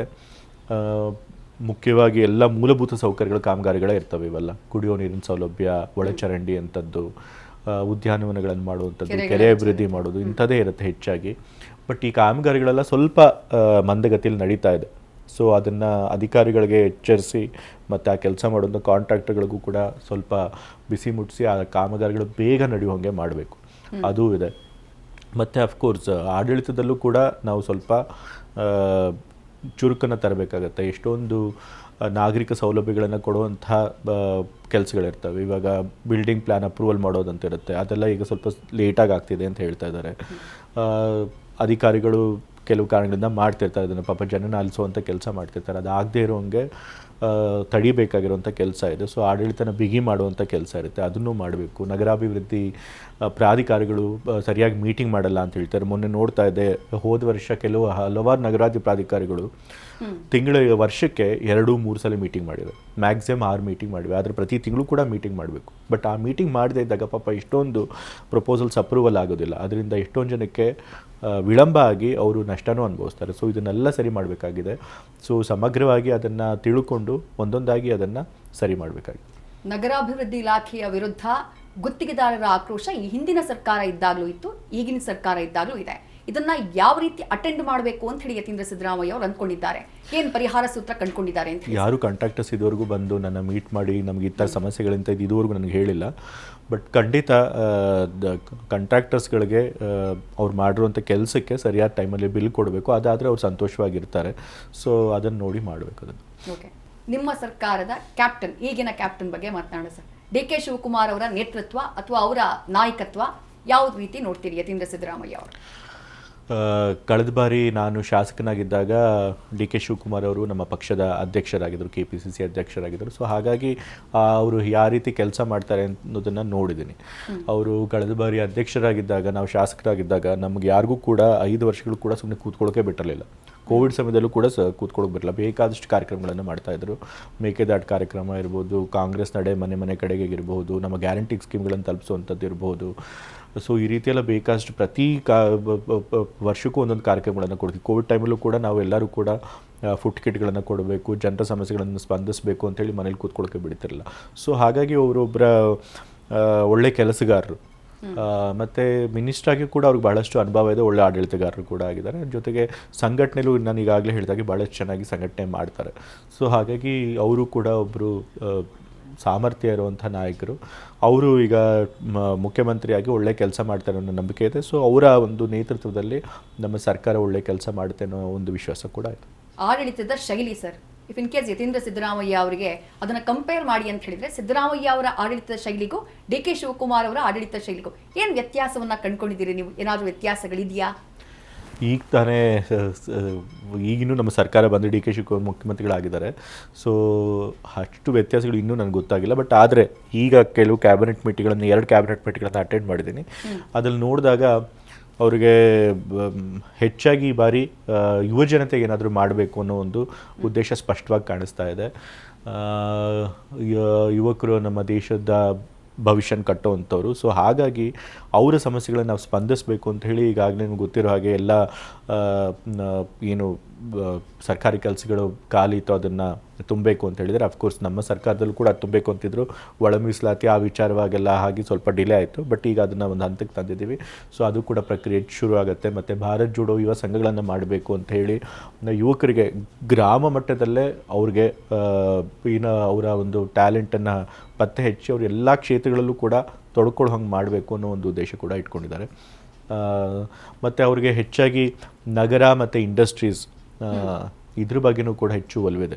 ಸೊ ನಗರಗಳನ್ನು ಚೆನ್ನಾಗಿ ಒಳ್ಳೆ ಫಸ್ಟ್ ಕ್ಲಾಸ್ ಸಿಟಿಗಳನ್ನಾಗಿ ಮಾಡಬೇಕು, ವರ್ಲ್ಡ್ ಕ್ಲಾಸ್ ಸಿಟಿಗಳನ್ನಾಗಿ ಮಾಡಬೇಕು, ಅದರ ಮೂಲಭೂತ ಸೌಕರ್ಯಗಳನ್ನು ಚೆನ್ನಾಗಿ ಕೊಡಬೇಕು, ಮತ್ತು ಇಂಡಸ್ಟ್ರೀಸ್ ಹೆಚ್ಚು ಹೂಡಿಕೆ ಬರಬೇಕು, ಈಸ್ ಆಫ್ ಬಿಸ್ನೆಸ್ ಚೆನ್ನಾಗಿ ಮಾಡಬೇಕು ಅನ್ನೋ ಕೂಡ ಉದ್ದೇಶ ಇರೋದು ಸ್ಪಷ್ಟವಾಗಿ ಕಾಣಿಸ್ತಾ.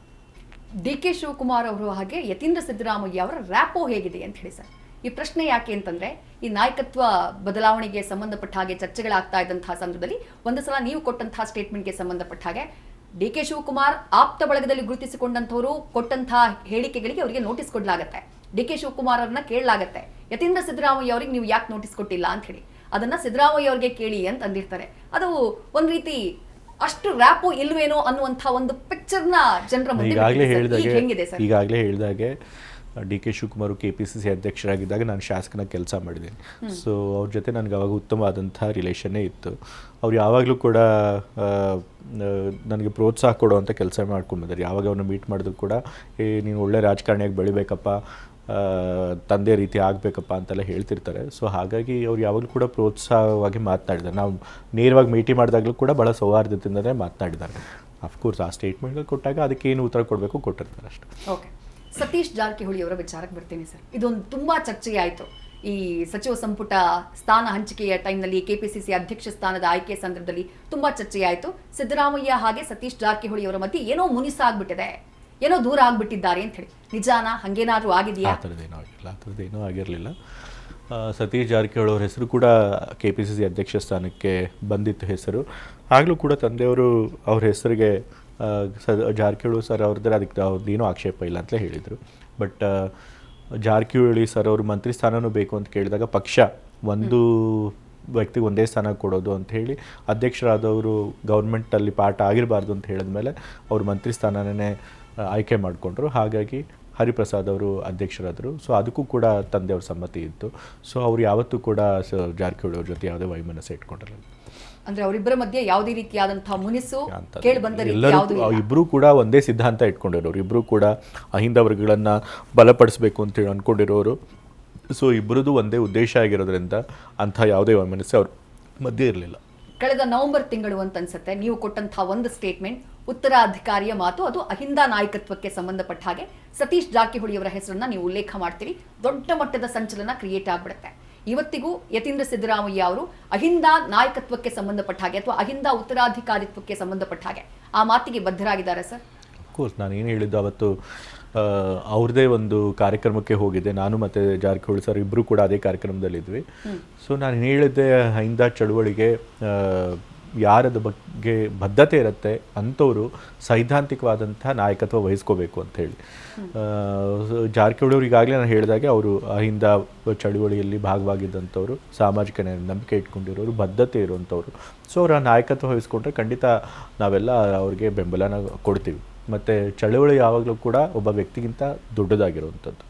ಚಳುವಳಿಗೆ ಆ ಚಳುವಳಿಯನ್ನು ಮುಂದುವರಿಸ್ಕೊಂಡು ಹೋಗೋಕ್ಕೆ ಯಾರೇ ಬದ್ಧತೆ ಇರೋರು ನಾಯಕತ್ವ ವಹಿಸ್ಕೊಂಡ್ರು ಕೂಡ ನಾವು ಅದಕ್ಕೆ ಬೆಂಬಲ ಕೊಡ್ತೀವಿ. ಅಹಿಂದ ಹೋರಾಟದಲ್ಲಿ ಯತೀಂದ್ರ ಸಿದ್ದರಾಮಯ್ಯ ಅವರು ತಮ್ಮನ್ನ ತಾವು ಎಲ್ಲಿ ನೋಡ್ತಾರೆ? ಮುಂದಿನ ದಿನಗಳಲ್ಲಿ ತಂದೆಯ ರೀತಿ ಆ ನಾಯಕತ್ವವನ್ನು ವಹಿಸಿಕೊಳ್ಳುವಂಥ ಹುಮ್ಮಸ್ಸು ಯತೀಂದ್ರ ಸಿದ್ದರಾಮಯ್ಯ ಅವರಿಗಿದೆಯಾ? ಬಯಕೆ ಇದೆಯಾ? ಆಕಾಂಕ್ಷೆ ಇದೆಯಾ? ಇದು ಆಕಾಂಕ್ಷೆ ಅನ್ನೋದಕ್ಕಿಂತ ಹೆಚ್ಚಾಗಿ ಈ ಅಹಿಂದ ಸಮುದಾಯಗಳನ್ನು ಬಲಪಡಿಸುವಂಥ ಒಂದು ಏನು ಚಳುವಳಿ ಇದೆ ಅದು ಮುಂದುವರ್ಕೊಂಡು ಹೋಗಬೇಕು ಅನ್ನೋದು. ಅದು ನಾಯಕತ್ವ ನನಗೇ ಬೇಕು ಅಂತೇನಿಲ್ಲ. ಮತ್ತು ತಂದೆಯವರು ಈಗ ಅಕಸ್ಮಾತ್ ಅವರು ಇನ್ನೂ ಸಕ್ರಿಯ ರಾಜಕಾರಣದಲ್ಲಿ ಇರ್ತೀನಿ, ಇವು ಎಲ್ಲ ವರ್ಗಗಳಿಗೂ ದನಿಯಾಗಿ ಕೆಲಸ ಮಾಡ್ತೀನಿ ಅಂತ ಹೇಳಿದ್ದಾರೆ. ಸೊ ಅವರು ಮುಖ್ಯಮಂತ್ರಿ ಆಗಿದ ತಕ್ಷಣ ನಾನು ದೊಡ್ಡ ಅಹಿಂದ ನಾಯಕ ಆಗ್ಬಿಡ್ತೀನಿ ಅಂತ ಹೇಳೋದಕ್ಕೆ ಬರೋದಿಲ್ಲ. ಅದು ಆಟೋಮೆಟಿಕ್ಕಾಗಿ ಬರೋದಿಲ್ಲ.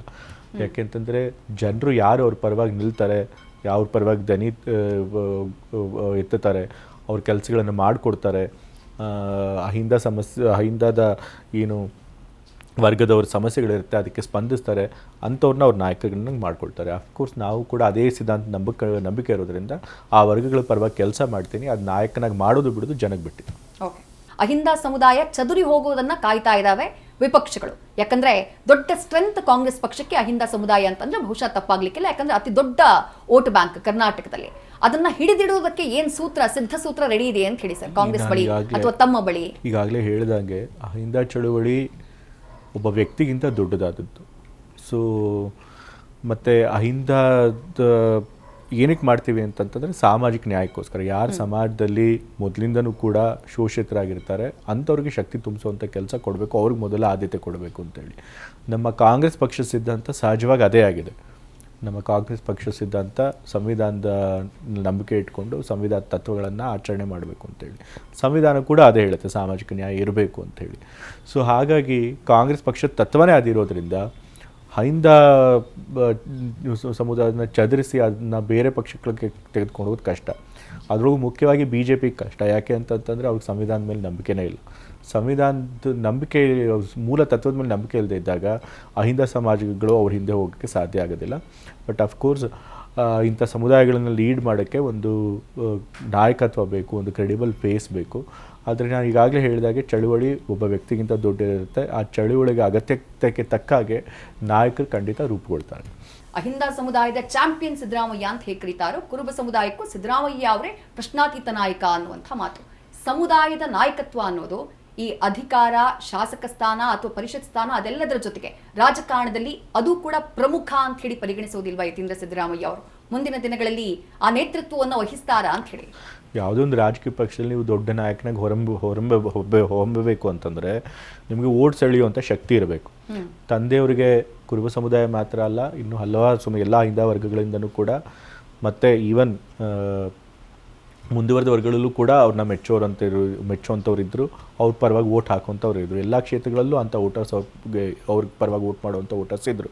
ಸೊ ಹಾಗಾಗಿ ಅವರು ಅಷ್ಟು ದೊಡ್ಡ ಶಕ್ತಿಯಾಗಿ ಬೆಳೆಯೋದಕ್ಕೆ ಸಾಧ್ಯ ಆಯಿತು. ಸೊ ಹಾಗಾಗಿ ಅಫ್ಕೋರ್ಸ್ ನಾವು ಕೂಡ ನಮ್ಮ ಕುರುಬ ಸಮುದಾಯದವರು ಕೂಡ ನಮ್ಮ ಪರವಾಗಿ ಎಲ್ಲರೂ ಕೂಡ ವೋಟ್ ಮಾಡಲಿ ಅಂಥೇಳಿ ಅವ್ರನ್ನ ಸಂಘಟನೆ ಮಾಡುವಂಥ ಪ್ರಯತ್ನ ಮಾಡಲೇಬೇಕು. ಅದನ್ನು ಮಾಡ್ತಾರೆ. ಓಕೆ, ಮಾಧ್ಯಮಗಳ ವಲಯದಲ್ಲಿ ಜನಸಾಮಾನ್ಯರ ವಲಯದಲ್ಲಿ ಎರಡು ಬಣಗಳ ಬಗ್ಗೆ ಸರ್ಕಾರ ರಚನೆ ಆದಾಗಿಂದ ಚರ್ಚೆ ಇತ್ತು. DK ಶಿವಕುಮಾರ್ ಬಣ, ಸಿದ್ದರಾಮಯ್ಯ ಬಣ. ಈಗ ನಾಯಕತ್ವ ಬದಲಾವಣೆಯಾಗಿದೆ, ಎಲ್ಲವೂ ಸುಗಮವಾಗಿ ನಡೀತಾ ಇದೆ. ಸ್ಟಿಲ್ DK ಬಣ, ಸಿದ್ದರಾಮಯ್ಯ ಬಣ ಅನ್ನೋದು ಇದೆಯಾ ಸರ್ ಕಾಂಗ್ರೆಸ್ನಲ್ಲಿ? ಇಲ್ಲ, ಆ ಥರದ್ದೇನು ಬಣ ಇಲ್ಲ. ಮುಖ್ಯಮಂತ್ರಿ ಸ್ಥಾನಕ್ಕೋಸ್ಕರ DK ಶಿವಕುಮಾರ್ ಅವರು ಆಕಾಂಕ್ಷಿ ಆಗಿದ್ದರು, ಹಾಗಾಗಿ ಅದಕ್ಕೆ ಪ್ರಯತ್ನ ಪಟ್ಟಿದ್ರು. ಆದರೆ ಪಕ್ಷದ ಕೆಲಸ ಬಂದಾಗ, ಸರ್ಕಾರದ ಕೆಲಸ ಬಂದಾಗ ಎಲ್ಲರೂ ಒಗ್ಗಟ್ಟಾಗಿ ಕೆಲಸ ಮಾಡ್ತಿದ್ರು. ಅದರೊಳಗೆ ಯಾವುದೇ ಒಂದು ಅವ್ರ ಮಧ್ಯೆ ಭಿನ್ನ ಸ್ವರ ಇರಲಿಲ್ಲ. ಸೊ ಪಕ್ಷ ಅಂತ ಬಂದಾಗ, ಸರ್ಕಾರ ಬಂದಾಗ ಅಂತಾಗ ಎಲ್ಲರೂ ಒಟ್ಟಿಗೆ ಕೆಲಸ ಮಾಡ್ತಾರೆ. ಮುಡಾ ವಿಚಾರಕ್ಕೆ ಬರೋಣ ಸರ್. ಮುಡಾದ ಆರೋಪ ಕೇಳಿ ಬಂದಂಥ ಟೈಮಲ್ಲಿ ಸಿದ್ದರಾಮಯ್ಯ ಅವರ ರಾಜಕೀಯ ಜೀವನದಲ್ಲಿ ಅಂಥ ಆರೋಪಗಳು ಕೇಳಿ ಬಂದಿದ್ದೇ ಇಲ್ಲ ಬಹುತೇಕ. ಕೇಳಿ ಬಂದಂಥ ಟೈಮ್ನಲ್ಲಿ ಸಿದ್ದರಾಮಯ್ಯ ಅವರು ಎಷ್ಟು ಡಿಸ್ಟರ್ಬ್ ಆಗಿದ್ರು, ಅಥವಾ ನೀವೆಷ್ಟು ಡಿಸ್ಟರ್ಬ್ ಆಗಿದ್ರಿ, ಅಥವಾ ನಿಮ್ಮ ತಾಯಿಯವರ ಹೆಸರು ಅದರಲ್ಲಿ ಉಲ್ಲೇಖ ಆಗುತ್ತೆ, ಎಷ್ಟು ಬೇಸರ ಮಾಡ್ಕೊಂಡಿದ್ರು ಸರ್? ಫಸ್ಟ್ ಆಫ್ ಆಲ್ ಅದು ಬೇಸ್ಲೆಸ್ ಅಲಿಗೇಷನ್ಸ್. ಮತ್ತು ರಾಜ್ಯಪಾಲರು ಆ ಕೇಸನ್ನು ಇದಕ್ಕೆ ಕೋರ್ಟಿಗೆ ಹಾಕೋದಕ್ಕೆ ಅಥವಾ ಅದರ ಮೇಲೆ ಮುಖ್ಯಮಂತ್ರಿಗಳು ಕ್ರಮ ತೆಗೆದುಕೊಳ್ಳೋದಕ್ಕೆ ಅನುಮತಿ ಕೊಡಲೇಬೇಕಾಗಿರಲಿಲ್ಲ. ಬಟ್ ಆದರೂ ಕೂಡ ಅದು ರಾಜಕೀಯ ಪ್ರೇರಿತವಾಗಿ ಮಾಡಿದಂಥ ಆರೋಪ. ಸೊ ಹಾಗಾಗಿ ದೂರು ಮಾಡಿದ್ರು ಅಂತ ಹೇಳಿ ನಮಗೇನು ಅಷ್ಟೊಂದು ಡಿಸ್ಟರ್ಬೆನ್ಸ್ ಇರಲಿಲ್ಲ. ಬಟ್ ಅಫ್ಕೋರ್ಸ್ ತಾಯಿಯವನ ಹೆಸರನ್ನ ಪಾಪ ಅವ್ರು ಯಾವತ್ತೂ ಕೂಡ ರಾಜಕೀಯಕ್ಕೆ ಬಂದವರಲ್ಲ, ಸಾರ್ವಜನಿಕವಾಗಿ ಎಲ್ಲೂ ಕೂಡ ಕಾಣಿಸ್ಕೊಂಡವರಲ್ಲ. ಸೊ ಅವ್ರು ಏನೂ ತಪ್ಪು ಮಾಡದೆ ಹೋದ್ರು ಅವ್ರ ಹೆಸರನ್ನ ಹೇಳುತ್ತಂದ್ರಲ್ಲ, ಅನ್ನೋ ಒಂದು ಸಣ್ಣ ಬೇಸರ ಆಯಿತು. ಓಕೆ, ತಾಯಿಯವರನ್ನ ನಿಮ್ ಬಹಳ ಹತ್ತಿರದಿಂದ ನೋಡಿರ್ತೀರಿ, ಅವರ ನಿಲುವುಗಳು ಏನು ಅನ್ನೋದು ನಿಮ್ಗೆ ಗೊತ್ತಿರುತ್ತೆ. ಎಲ್ಲರಿಗೂ ಒಂದು ಪ್ರಶ್ನೆ, ಸಿದ್ದರಾಮಯ್ಯ ಅವರ ಧರ್ಮಪತ್ನಿ, ಎಲ್ಲ ರಾಜಕಾರಣಿಗಳ ಧರ್ಮಪತ್ನಿಗಳು ಕೂಡ ಅವರು ಕಾಣಿಸಿಕೊಳ್ತಾರೆ, ಮಾಧ್ಯಮಗಳ ಮುಂದೆ ಬರ್ತಾರೆ. ಯಾಕೆ ಇದನ್ನ ಆಯ್ಕೆ ಮಾಡಿಕೊಂಡ್ರು ಪಾರ್ವತಿ ಮ್ಯಾಮ್, ಯಾವ ಕಾರಣಕ್ಕಾಗಿ ಅಂತ ಹೇಳಿ? ಅವರು ಸ್ವಭಾವತಃ ಸ್ವಲ್ಪ ಇಂಟ್ರೋವರ್ಟ್, ಅವರು ಸ್ವಭಾವತಃ ಶೈ ನೇಚರ್ ಅವ್ರಿಗೆ. ಸೊ ಹಾಗಾಗಿ ಅವ್ರು ಹೆಚ್ಚಾಗಿ ಜನರ ಮಧ್ಯೆ ಯಾವತ್ತೂ ಕೂಡ ಕಾಣಿಸ್ಕೊಂಡು ಅಭ್ಯಾಸ ಇಲ್ಲ. ಅವ್ರಿಗೆ ತಾವಾಯಿತು, ತಮ್ಮ ಕುಟುಂಬ ಆಯಿತು, ತಮ್ಮ ಕುಟುಂಬದ ಬಳಗ, ಸ್ನೇಹಿತರು, ಇಂಥವ್ರ ಜೊತೆ ಇಷ್ಟು ಜೊತೆಗೆ ಮಾತ್ರ ಇರ್ತಾರೆ. ಸೊ ಅವ್ರು ಲೈಮ್ಲೈಟಿಗೆ ಬರೋದು ಯಾವತ್ತೂ ಕೂಡ ಅವ್ರಿಗೆ ಇಷ್ಟ ಇರಲಿಲ್ಲ. ಸೊ ಹಾಗಾಗಿ ಅವ್ರ ಸ್ವಭಾವನೆ ಆಗಿದ್ದರಿಂದ ಅದನ್ನೇ ಅವ್ರು ಕಂಟಿನ್ಯೂ ಮಾಡ್ಕೊಂಬಂದ್ರು. ಮುಡಾ ಕೇಸ್ನಲ್ಲಿ ವಿಚಾರಣೆಗೆ ಬರಬೇಕು ಅನ್ನುವಂಥ ಸನ್ನಿವೇಶ ಬಂದಾಗ ತುಂಬಾ ಬೇಸರ ಮಾಡ್ಕೊಂಡ್ರು ಅಂತ ಕೇಳ್ಪಟ್ವಿ. ಏನಾಯ್ತು ಸರ್? ಏನು ಹೇಳ್ಕೊಂಡ್ರು, ಏನು ಹಂಚ್ಕೊಂಡ್ರು? ವಿಚಾರಣೆಗಿಂತ ಅವ್ರು ಏನು ಹೆದರ್ಕೊಂಡಿಲ್ಲ. ಬಟ್ ಈ ರೀತಿ ಸುಮ್ಮನೆ ತಪ್ಪು ಮಾಡದೆ ಹೋದ್ರೂ ಆರೋಪ ಎದುರಿಸ್ಬೇಕಾಗಿತ್ತಲ್ಲ, ಮತ್ತು ತಪ್ಪು ಮಾಡದೆ ಹೋದ್ರೂ ಕೂಡ ಮಾಧ್ಯಮಗಳ ಮುಂದೆ ಬರಬೇಕಾಯ್ತಲ್ಲ ಅನ್ನೋದು ಒಂದು ಬೇಸರ ಆಯಿತು ಅವ್ರಿಗೆ ಅಷ್ಟೇ. ಬಟ್ ವಿಚಾರಣೆ ಕರೆದಾಗ ಅವ್ರು ಹೋಗಿ ಲಾಯರ್ಗಳು ಏನು ಹೇಳ್ಕೊಟ್ಟಿದ್ರು ಮತ್ತು ಸತ್ಯ ಏನಿತ್ತು ಅದನ್ನೇ ಹೇಳಿ ಬಂದಿದ್ದಾರೆ. ಓಕೆ, ಸಚಿವ ಸಂಪುಟ ವಿಸ್ತರಣೆ ಒಂದು ಹಂತದಷ್ಟೇ ಆಗಿದೆ, ಇನ್ನೂ ಕೂಡ 20 ಸಚಿವರನ್ನ ಮಾಡೋದಿದೆ. ಹೇಗೆ ನಡೀತಾ ಇದೆ ಸರ್? ಸಿದ್ದರಾಮಯ್ಯ ಅವರ ಅಭಿಪ್ರಾಯವನ್ನ ಹೈಕಮಾಂಡ್ ಎಷ್ಟರ ಮಟ್ಟಿಗೆ ಪರಿಗಣಿಸ್ತಾ ಇದೆ ಅಂತ ಹೇಳಿ? ಯಾಕಂದ್ರೆ ಅವರ ಆಪ್ತ ಬಳಗದಲ್ಲಿ ಗುರುತಿಸಿಕೊಂಡಿದ್ದಂತಹ ಇನ್ನೂ ಬಹುತೇಕರು ಸಚಿವ ಸ್ಥಾನದಿಂದ ಹೊರಗಡೆಗಿದ್ದಾರೆ. ಹಾಗಾಗಿ ಈ ಪ್ರಶ್ನೆ ಸರ್. ತಂದೆಯವ್ರಿಗೆ ಹೆಚ್ಚು ಲಾಬಿ ಮಾಡೋದಾಗಲಿ ಅಥವಾ ಹೈಕಮಾಂಡ್ ಅವ್ರ ಜೊತೆ ನಮ್ಗೆ ಈ ರೀತಿಯೇ ಆಗಬೇಕು ಅಂತ ಹೇಳಿ ಚೌಕಾಶಿ ಮಾಡೋದಾಗಲಿ ಅವ್ರು ಯಾವತ್ತೂ ಅವ್ರ ಸ್ವಭಾವ ಅಲ್ಲ. ಬಟ್ ಅಫ್ಕೋರ್ಸ್ ಅವರ ಆಪ್ತರ ಬಳಗದಲ್ಲಿ ಯಾರಿದ್ದಾರೆ ಅವ್ರಿಗೆ ನ್ಯಾಯ ಒದಗಿಸ್ಕೊಡ್ಬೇಕು ಅಂತ ಹೇಳಿ ಅವ್ರಿಗೋಸ್ಕರ ತಮ್ಮ ಪಟ್ಟಿಯನ್ನು ಕೂಡ ಕೊಡ್ತಾರೆ. ಬಟ್ ಹೈಕಮಾಂಡ್ ಅವರು ಎಲ್ಲ ವಿಷಯಗಳನ್ನು ಗಮನಿಸಿ, ಯಾಕೆಂತಂದರೆ ಮುಖ್ಯಮಂತ್ರಿಗಳು ಕೂಡ ಅವ್ರದ್ದು ಪಟ್ಟಿ ಇರುತ್ತೆ, ACC ಅಧ್ಯಕ್ಷರು ಕೂಡ ಅವ್ರದ್ದೇ ನಾಯಕರುಗಳಿರುತ್ತೆ. ಅದಲ್ಲದೆ ಬೇರೆ ಬೇರೆ ಬ್ಯಾಲೆನ್ಸ್ ಕೂಡ ಮಾಡಬೇಕಾಗತ್ತೆ. ರೀಜ್ನಲ್ ರೆಪ್ರೆಸೆಂಟೇಷನ್ ಇರಬೇಕು, ಕಮ್ಯುನಿಟಿ ರೆಪ್ರೆಸೆಂಟೇಷನ್ ಇರಬೇಕು. ಇದನ್ನೆಲ್ಲ ನೋಡಿ ಹೈಕಮಾಂಡ್ ಅವರು ಕೂಡ ತೀರ್ಮಾನ ತೆಗೆದುಕೊಳ್ಬೇಕಾಗುತ್ತೆ. ಸೊ ಅವ್ರಿಗೂ ರಿಸ್ಟ್ರಿಕ್ಷನ್ಸ್ ಇರುತ್ತೆ, ಏನಿರುತ್ತೆ ಅಂತ ತಂದೆಯವ್ರಿಗೆ ಅರಿವು ಇರುತ್ತೆ. ಸೊ ಹಾಗಾಗಿ ಎಷ್ಟು ಸಾಧ್ಯವಾಗುತ್ತೋ ಅವ್ರ ಆಪ್ತರಿಗೆ ಕೊಡಿಸುವಂಥ ಪ್ರಯತ್ನ ಮಾಡ್ತಾರೆ.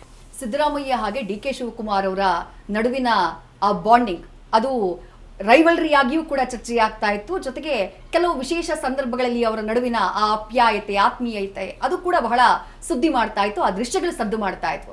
ನೀವು ಕಂಡುಕೊಂಡಂಗೆ ಅವರಿಬ್ಬರ ಒಂದು ರ್ಯಾಪೋ ಹೆಂಗಿತ್ತು ಸರ್ ರಾಜಕಾರಣದಲ್ಲಿ? ತಂದೆಯವರು ಅವ್ರು ಯಾವಾಗಲೂ ಕೂಡ ಎಲ್ಲರ ಜೊತೆಗೂ ಕೂಡ ವೈಯಕ್ತಿಕವಾಗಿ ಒಳ್ಳೆ ಸಂಬಂಧನೇ ಇಟ್ಕೊಂಡಿರ್ತಾರೆ. ಅವರು ರಾಜಕೀಯವಾಗಿ ಅವರು ವಿರೋಧ ಮಾಡೋರ ಜೊತೆಗೂ ಕೂಡ ಅವರು ಚೆನ್ನಾಗಿ ಸೌಹಾರ್ದಯುತವಾಗೇ ಇರ್ತಾರೆ. ಸೊ ಮೊದಲಿಂದ ಅವ್ರ ಸ್ವಭಾವ ಹಾಗೇನೆ. DK ಶಿವಕುಮಾರ್ ಕೂಡ ಸ್ವಭಾವನೂ ಹಾಗೇನೆ. ಅವರು ಕೂಡ ಅಕ್ರಾಸ್ ದಿ ಪಾರ್ಟಿ ಲೈನ್ಸ್ ಎಲ್ಲರ ಜೊತೆಗೂ ಒಳ್ಳೆ ಸಂಬಂಧನೇ ಇಟ್ಕೊಂಡಿದ್ದಾರೆ. ಸೊ ಇಬ್ಬರಿಗೂ ಕ್ಲಿಯರ್ ಕಟ್ ಡಿಸ್ಟಿಂಕ್ಷನ್ ಗೊತ್ತಿತ್ತು, ಯಾವುದು ರಾಜಕೀಯಕ್ಕೋಸ್ಕರ ವಿರೋಧ ಮಾಡಬೇಕು, ಯಾವುದು ವೈಯಕ್ತಿಕವಾಗಿ ಸಂಬಂಧ ಇಟ್ಕೋಬೇಕು ಅಂತ ಹೇಳಿ. ಸೊ ಹಾಗಾಗಿ ಅವರಿಬ್ಬರು ರ್ಯಾಪೋರ್ಟ್ ಮೊದಲಿಂದನೂ ಕೂಡ ಚೆನ್ನಾಗಿದೆ, ಮುಂದೂ ಕೂಡ ಚೆನ್ನಾಗಿರುತ್ತೆ. ಓಕೆ, ಯತೀಂದ್ರ ಸಿದ್ದರಾಮಯ್ಯ ಅವರು ತಮ್ಮ ತಾಯಿ ಪಾರ್ವತಿಯವರಂತೆ ಬಹಳ ದೈವ ಭಕ್ತರು ಅಂತ ಕೇಳ್ಬಿಟ್ಟೆ, ಹೌದಾ ಸರ್? ಹೌದು, ದೇವ್ರ ಮೇಲೆ ಬಹಳ ನಂಬಿಕೆ ಇದೆ. ಬಟ್ ರಿಚುವಲ್ಸಲ್ಲಿ ತುಂಬ ನಂಬಿಕೆ ಇಲ್ಲ. ನೀವು ದೇವಸ್ಥಾನಕ್ಕೆ ಹೋಗಿ ಪೂಜೆ ಮಾಡಬೇಕು, ಹೋಮ ಹವನ ಮಾಡಬೇಕು, ಆ ಥರದ್ದೆಲ್ಲ ಏನಿಲ್ಲ. ನೇರವಾಗಿ ನಾನೇ ಪೂಜೆ ಮಾಡುವಂಥದ್ದು ಅಥವಾ ಧ್ಯಾನ ಮಾಡುವಂಥದ್ದು ಅದರೊಳಗೆ ಹೆಚ್ಚು ನಂಬಿಕೆ ಇದೆ. ತಾಯಿಯವರು ಪೂಜೆ ಪುನಸ್ಕಾರ ಉಪವಾಸ ಎಲ್ಲ ಮಾಡಿದಾಗ ಮಗ ಕೂಡ ಅದನ್ನ ಫಾಲೋ ಮಾಡ್ತಾರೆ ಅಂತ ಕೇಳ್ಪಟ್ಟೆ, ಹೌದಾ ಅಂತ ಹೇಳಿ? ತಾಯಿ ಮಾಡೋದನ್ನೆಲ್ಲ ನಾವು ಫಾಲೋ ಮಾಡೋದಕ್ಕಾಗೋದಿಲ್ಲ. ಅವ್ರು ಬಹಳಷ್ಟು ಪೂಜೆಗಳನ್ನೆಲ್ಲ ಮಾಡ್ತಿರ್ತಾರೆ. ಹೌದು, ನಾವು ಅವರಷ್ಟು ಮಾಡೋಕ್ಕಾಗಲ್ಲ. ಬಟ್ ಆದರೆ ನಾ ಈಗಾಗಲೇ ಹೇಳಿದೆ, ಯಾವುದೇ ಒಂದು ಮಧ್ಯದಲ್ಲಿ ಯಾವುದು ಮಧ್ಯವರ್ತಿ ಇಲ್ದಂಗೆ ನೇರವಾಗಿ ನಾನೇ ಧ್ಯಾನ ಮಾಡುವಂಥದ್ದು, ಪೂಜೆ ಮಾಡೋದು ಅದರೊಳಗೆ ನನ್ನ ನಂಬಿಕೆ ಇದೆ. ಓಕೆ, ತಾಯಿಯವರು ಚಾಮುಂಡೇಶ್ವರಿ ಬೆಟ್ಟಕ್ಕೆ ಹೋದಂಥ ಟೈಮ್ನಲ್ಲೂ ಎಲ್ಲೂ ಕೂಡ ಅವರು ಸಿದ್ದರಾಮಯ್ಯ ಅವರು CM ಆಗಿದ್ದಂಥ ಟೈಮ್ನಲ್ಲೂ ಯಾರಿಗೂ ಗೊತ್ತಿಲ್ಲದಂಗೆ ಪ್ರೋಟೋಕಾಲ್ ತಗೊಳ್ತಾ ಇರಲಿಲ್ಲ. CM ವೈಫು ಕೂಡ ಪ್ರೋಟೋಕಾಲ್ ಇರುತ್ತೆ, ಬಟ್ ಅವ್ರ ಪ್ರೋಟೋಕಾಲ್ ಯಾವತ್ತೂ ತೆಗೆದುಕೊಳ್ತಿರ್ಲಿಲ್ಲ. ನೇರವಾಗಿ ಅಲ್ಲಿ ಯಾರಾದರೂ ಅವ್ರಿಗೆ ಪರಿಚಯ ಇರುವಂಥ ಒಬ್ಬ ಅರ್ಚಕರಿಗೋ ಅಥವಾ ಯಾರಿಗಾದರೂ ಹೇಳಿಬಿಟ್ಟು ಅವರು ದರ್ಶನಕ್ಕೆ ಹೋಗ್ತಾ ಇರ್ತಿದ್ರು, ಪೂಜೆ ಮಾಡಿಸ್ಕೊಂಡು ಬರೋರು. ಓಕೆ ಸರ್, ಒಂದಿಷ್ಟು ಆಫ್ ಬೀಟ್ ಪ್ರಶ್ನೆಗಳಿದ್ದಾವೆ ಸರ್, ಕೇಳ್ತಾ ಹೋಗ್ತೀನಿ. ನಿಮ್ಮ ತಂದೆಯ ಹೆಸರು ನಿಮ್ಮ ಮೊಬೈಲ್ನಲ್ಲಿ ಏನಂತ ಸೇವ್ ಆಗಿದೆ ಸರ್? ತಂದೆಯವ್ರ ಹತ್ರ ಮೊಬೈಲೇ ಇಲ್ಲ, ಅವ್ರ ಮೊಬೈಲೇ ಉಪಯೋಗಿಸೋದೇ ಇಲ್ಲ. ಉಪಯೋಗಿಸಲ್ಲ? ಮತ್ತೆ ಅವ್ರ ಜೊತೆ ಕಾಲ್ ಮಾಡ್ಬೇಕಂದ್ರೆ ಆಪ್ತ ಸಹಾಯಕರುಗಳಿಗೆ ಅವ್ರಿಗೆ ಯಾರಿಗಾದ್ರೂ ಜೊತೆಗಿರೋ PA-ಗಳಿಗೋ ಅಥವಾ ಬೇರೆ ಅಧಿಕಾರಿಗೂ ಫೋನ್ ಮಾಡಬೇಕು. ಯಾಕೆ ಅವ್ರಿಗೆ ಆಸಕ್ತಿ ಬರಲಿಲ್ಲ ಸರ್? ಮೊದಲಿಂದನೂ ಅವರು ಫೋನು ಇಟ್ಕೊಳ್ತಾ ಇರಲಿಲ್ಲ. ಅಂದರೆ ಮೊಬೈಲ್ ಬಂದಾಗ ಹೊಸ ಟೆಕ್ನಾಲಜಿ, ಅವರು ಅಷ್ಟೊಂದು ಟೆಕ್ನಾಲಜಿನ ಅಪ್ಡೇಟ್ ಮಾಡ್ಕೊಳಕ್ಕೆ ಹೋಗೋದಿಲ್ಲ. ಅವ್ರದ್ದು ಯಾವಾಗಲೂ ಓಲ್ಡ್ ಸ್ಕೂಲ್ ಪಾಲಿಟಿಕ್ಸ್. ಸೊ ಹಾಗಾಗಿ ಅದ್ರ ಬಗ್ಗೆ ಅವ್ರು ಹೆಚ್ಚು ಒಲವು ಬರಲೇ ಇಲ್ಲ. ಮೊಬೈಲ್ ಅವ್ರು ಬಳಕೆ ಮಾಡಲ್ಲ, ಹಾಗಾಗಿ ಮೊಬೈಲು ಬಳಕೆ ಮಾಡೋದಿಲ್ಲ. ಟಿವಿನಲ್ಲೂ ಕೂಡ ಅವರು ಟಿವಿನ ಕೇಬಲ್ ಹೇಗೆ ಹಾಕೋಬೇಕು ಅಥವಾ ಈಗ ಹೊಸದಾಗಿ ವೈಫೈ ಬಂದಿದೆ, ಇಂಟರ್ನೆಟ್ ಇರುತ್ತೆ, ಅದ್ರೊಳಗೆ ಬೇರೆ ಬೇರೆ ಚಾನೆಲ್ಗಳು ಹೇಗೆ ಹಾಕಬೇಕು ಅದೆಲ್ಲ ಅವ್ರು ಏನೂ ನೋಡೋದಿಲ್ಲ. ಅವ್ರಿಗೆ ಬೇಕಾಗಿದ್ದನ್ನು ಯಾರಿಗಾದ್ರೂ ಕೇಳ್ತಾರೆ, ಅವ್ರು ಅದನ್ನು ಹಾಕೊಡ್ತಾರೆ. ಓಕೆ. ಸಿದ್ದರಾಮಯ್ಯ ಅವರ ಜೊತೆಗೆ ಯತೀಂದ್ರ ಸಿದ್ದರಾಮಯ್ಯ ಅವರ ಬಾಲ್ಯ ಒಬ್ಬ ಮಗನಾಗಿ ಹೆಂಗಿತ್ತು ಸರ್? ಬಾಲ್ಯವಾಗಿ ಸ್ವಲ್ಪ ತಂದೆಯಾಗರು ಡಿಸ್ಟೆಂಟ್ ಆಗೇ ಇದ್ರು. ಯಾಕೆಂತಂದರೆ ಅವ್ರು ಬಹಳ ಬಿಸಿ ಇರ್ತಿದ್ರು. ಸೊ ಕುಟುಂಬಕ್ಕೆ ಅವ್ರು ಕೊಡ್ತಿದ್ದಂಥ ಸಮಯ ಬಹಳ ಕಮ್ಮಿ. ಸೊ ನಾ ಅವ್ರ ಬಗ್ಗೆ ಅಷ್ಟೊಂದು ಮಗನಾಗಿ ತಿಳ್ಕೊಳಕ್ಕೆ ಸಾಧ್ಯನೇ ಆಗಿರಲಿಲ್ಲ. ಇನ್ಫ್ಯಾಕ್ಟ್ ಅವ್ರ ಬಗ್ಗೆ ಚೆನ್ನಾಗಿ ತಿಳ್ಕೊಂಡಿದ್ದು ರಾಜಕೀಯಕ್ಕೆ ಬಂದ ಮೇಲೆ ನಾನು ಅವ್ರ ಜೊತೆ ಹೆಚ್ಚು ಸಮಯ ಕಳೆಯೋಕ್ಕೆ ಸಾಧ್ಯ ಆಯಿತು. ಮತ್ತು ಅವ್ರನ್ನ ಹೆಚ್ಚು ಹತ್ತಿರದಿಂದ ನೋಡೋದಕ್ಕೆ ಸಾಧ್ಯ ಆಯಿತು. ಯಾಕೆಂತಂದರೆ ಅವರು ತಂದೆ ಆಗಿದ್ದಾಗ ಬರೀ ಅವರ ಒಂದು ಮುಖಾನ ಮಾತ್ರ ನೋಡ್ತಿದ್ದೆ, ಅವ್ರ ವ್ಯಕ್ತಿದ ಒಂದು ಆಯಾಮನ ಮಾತ್ರ ನೋಡ್ತಾ ಇದ್ದೆ. ಬಟ್ ರಾಜಕೀಯಕ್ಕೆ ಬಂದ ಮೇಲೆ ಅವ್ರನ್ನ ಎಲ್ಲ ಆಯಾಮಗಳಲ್ಲೂ ಅವ್ರ ವ್ಯಕ್ತಿತ್ವ ನೋಡೋದಕ್ಕೆ ಸಾಧ್ಯ ಆಯಿತು. ಸೊ ಹಾಗೆ ಹೆಚ್ಚಾಗಿ ನನಗೆ ರಾಜಕೀಯಕ್ಕೆ ಬಂದ ಮೇಲೆ ಅವರು ಹೇಗೆ ಅನ್ನೋದು ಗೊತ್ತಾಯಿತು. ಓಕೆ. ಎಲ್ಲ ಮಕ್ಕಳಿಗೂ ಅಪ್ಪಂದ್ರು ಗದರೋ ರೀತಿ ಯತೀಂದ್ರ ಸಿದ್ದರಾಮಯ್ಯ ಅವ್ರಿಗೆ ಏನೋ ನೆನಪಿದ್ಯಾ ಅಪ್ಪ ಗದರಿದ್ದು? ತಂದೆಯವ್ರು ನನಗೂ ಗದರಿತಿರಲಿಲ್ಲ, ನಮ್ಮ ಅಣ್ಣನಿಗೂ ಕೂಡ ಹೆಚ್ಚು ಗದರಿಲ್ಲ. ಒಂದೊಂದು ಸರಿ ನಮ್ಮ ಅಣ್ಣನ ಗದರಿಸಿದ್ರು, ಯಾಕೆಂದರೆ ಆತ ಭಾಳ ತುಂಟ ಇದ್ದ. ಅದು ಬಿಟ್ಟರೆ ಅವ್ರು ಯಾವತ್ತೂ ಕೂಡ ನಮಗೆ ಗದರಿಸ್ತಿರಲಿಲ್ಲ. ಯಾಕೆಂದರೆ ಸಮಯ ಕಳೀತಿದ್ದೆ ಸ್ವಲ್ಪ. ಸೊ ಸ್ವಲ್ಪ ಸಮಯ ಕೊಟ್ಟಾಗ ನಮ್ಮನ್ನ ಪ್ರೀತಿಯಿಂದನೇ ಮಾತಾಡಿಸ್ತಾ ಇದ್ರು. ಸೊ ಏನು ನಡೀತಿದೆ, ಶಾಲೆಯಲ್ಲಿ ಹೇಗೆ ನಡೀತಿದೆ, ಹೇಗೆ ಓದ್ತಾ ಇದ್ದೀವಿ, ಇದ್ರ ಬಗ್ಗೆ ವಿಚಾರಣೆ ಮಾಡ್ತಾಯಿದ್ರು. ಮತ್ತು ಅವಾಗ ಸ್ವಲ್ಪ ವೆಕೇಷನ್ಸ್ ಇದ್ದಾಗ ಹೊರಗಡೆ ಕರ್ಕೊಂಡು ಹೋಗೋದು, ತುಂಬ ಸಣ್ಣವರಿದ್ದಾಗ ಆ ಕೆಲಸ ಮಾಡ್ತಿದ್ರು. ಸೊ ಅದ್ರ ಬಗ್ಗೆ ಮಾತನಾಡ್ತಾ ಇದ್ರು ಅಷ್ಟೇ. ಓಕೆ. ಅಮ್ಮನ ಕೈಲಿ ಏಟ್ ತಿಂದಿದ್ದೇನಾದ್ರೂ ನೆನಪಿದೆಯಾ ಸರ್? ಅಮ್ಮನ ಕೈಲಿ ಏಟ್ ತಿಂದಿದ್ದು ನೆನಪಿದೆ. ಇಬ್ರು ಏಟ್ ತಿಂದಿದ್ದೀರಿ? Of course. ರಾಜಕಾರಣದಲ್ಲಿ ಬಾಸು, ತಂತ್ರಗಾರಿಕೆಯಲ್ಲಿ ಬಾಸು, ರಣತಂತ್ರಗಳಲ್ಲಿ ಬಾಸ್ ಯಾರು ಅಂತಂದ್ರೆ ಆಬ್ವಿಯಸ್ಲಿ ಸಿದ್ದರಾಮಯ್ಯ ಸರ್ ಹೆಸರು ಬರುತ್ತೆ. ಬಟ್ ಮನೆಯಲ್ಲಿ ಯಾರು ಬಾಸ್ ಆಗಿದ್ರು ಸರ್, ನೀವು ಕಂಡುಕೊಂಡಂಗೆ, ನೀವು ನೋಡೋದಂಗೆ? ಮನೆಯಲ್ಲ, ಮನೆಯಲ್ಲಿ ಇಬ್ಬರು ಬಾಸೇ. ಯಾಕೆಂದರೆ ಇಬ್ಬರು ಕೂಡ ಸ್ಟ್ರಾಂಗ್ ಪರ್ಸ್ನಾಲಿಟಿ ಇರೋರು. ತಾಯಿ ಕೂಡ ಸ್ವಲ್ಪ ಶೈ ನೇಚರ್ ಇದ್ದರೂ ಕೂಡ ಅವರು ಕೂಡ ಏನೂ ಬಿಟ್ಕೊಡ್ತಿರ್ಲಿಲ್ಲ ಅವ್ರ ವಿಚಾರಗಳನ್ನು. ಸೊ ಹಾಗಾಗಿ ಇಬ್ಬರು ಕೂಡ ಬಾಸ್ ಇರ್ತಿರ್ತಿದ್ರು.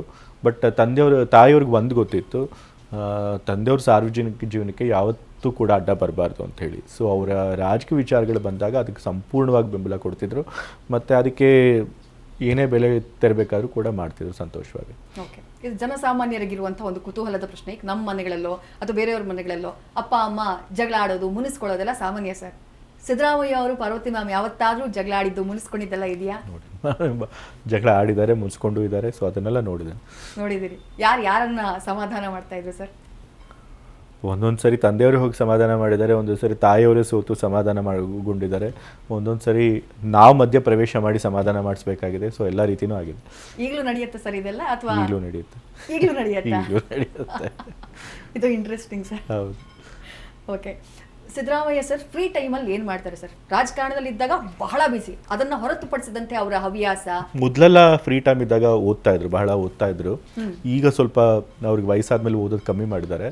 ಬಟ್ ಅವ್ರಿಗೆ ಫ್ರೀ ಟೈಮ್ ಇದ್ದಾಗ TV ಬಹಳ ನೋಡ್ತಾರೆ. ಒಂದು ನ್ಯೂಸ್ ಚಾನೆಲ್ಸ್ ನೋಡ್ತಿರ್ತಾರೆ, ಇಲ್ಲ ಸ್ಪೋರ್ಟ್ಸ್ ನೋಡ್ತಾ ಇರ್ತಾರೆ. ಓಕೆ. ಯಾವತ್ತಾದರೂ ಸ್ಟೆಥೋಸ್ಕೋಪ್ ಹಿಡಿದು ತಂದೆಯ ಆರೋಗ್ಯವನ್ನು ಚೆಕ್ ಮಾಡಿದ್ದಿದೆಯಾ ಯತೀಂದ್ರ ಸಿದ್ದರಾಮಯ್ಯ ಅವರು? ಇಲ್ಲ, ಮನೆಯಲ್ಲೇ ಡಾಕ್ಟರ್ ಇದ್ದಾರೆ ಅಂತ.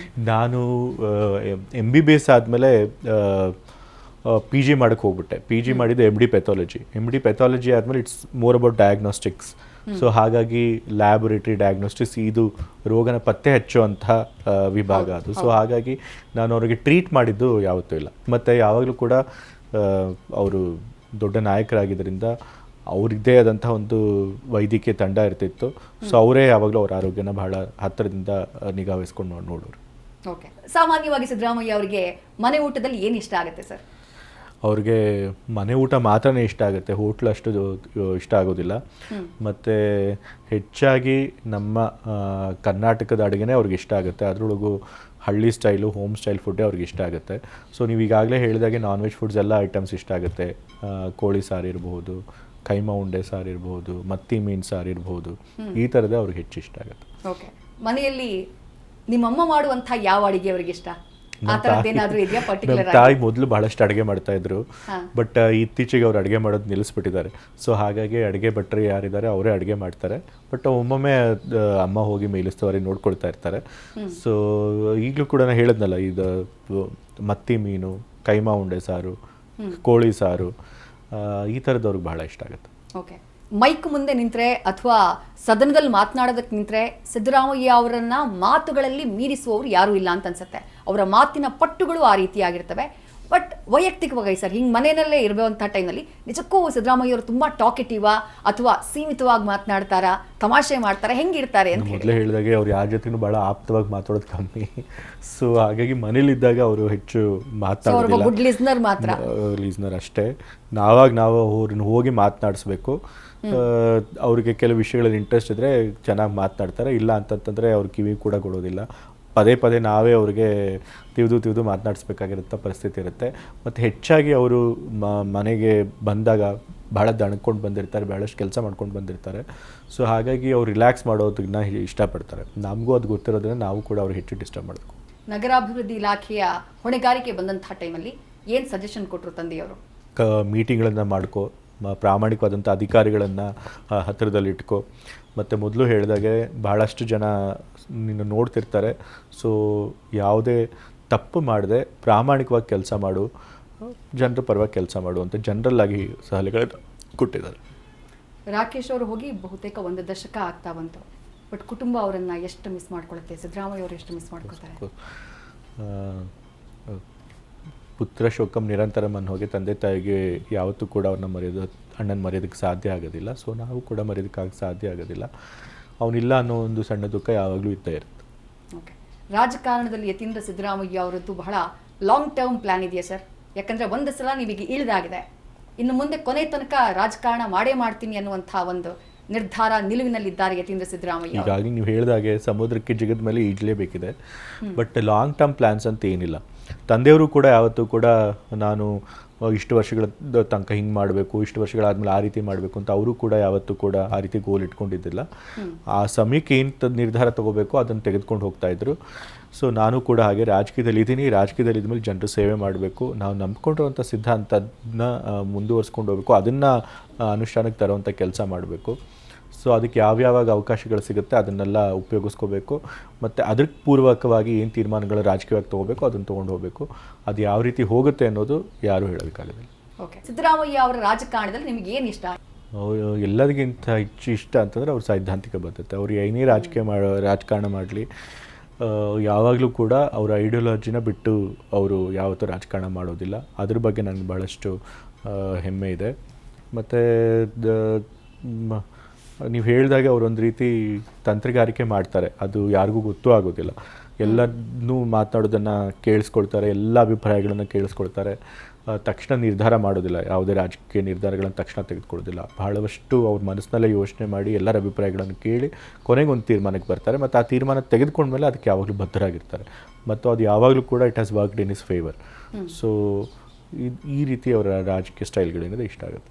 ಓಕೆ, ಹೊಸ ಜಮಾನಾದ ರಾಜಕಾರಣಿ ತಾವು. ಸೈದ್ಧಾಂತಿಕ ಬದ್ಧತೆ ಅನ್ನೋದು ಒಬ್ಬ ರಾಜಕಾರಣಿಗೆ ಎಷ್ಟು ಮುಖ್ಯ ಈಗಿನ ಕಾಲಘಟ್ಟದಲ್ಲಿ ಅಂತ ತಮಗನ್ಸುತ್ತೆ ಸರ್? ಎಲ್ಲ ಕಾಲಘಟ್ಟದಲ್ಲೂ ಅಷ್ಟೇ. ರಾಜಕೀಯ ಇರೋದೇ ಸಿದ್ಧಾಂತದ ಮೇಲೆ. ಪ್ರತಿಯೊಂದು ರಾಜಕೀಯ ಪಕ್ಷಕ್ಕೂ ಅದರದ್ದೇ ಆದಂಥ ಸೈದ್ಧಾಂತಿಕ ನಿಲುವಿರಬೇಕು, ಸ್ಪಷ್ಟತೆ ಇರಬೇಕು. ನಮ್ಮ ಕಾಂಗ್ರೆಸ್ ಪಕ್ಷಕ್ಕೂ ಆ ಸ್ಪಷ್ಟತೆ ಇದೆ. ತಂದೆಯವರು ಕೂಡ ಕಾಂಗ್ರೆಸ್ ಪಕ್ಷ ಸೇರೋದಕ್ಕೆ, ನಾನು ಕೂಡ ಕಾಂಗ್ರೆಸ್ ಪಕ್ಷದಲ್ಲಿರೋದಕ್ಕೆ ಕಾಂಗ್ರೆಸ್ ಪಕ್ಷದ ಸಿದ್ಧಾಂತನೇ ಕಾರಣ. ಸೊ ಆ ಸಿದ್ಧಾಂತ ಇಲ್ಲದೆ ನೀವು ಏನೇ ರಾಜಕೀಯ ಮಾಡೋದಕ್ಕಾಗೋದಿಲ್ಲ, ಮಾಡದೆ ಅದು ಅರ್ಥನೂ ಇಲ್ಲ ಅದಕ್ಕೆ.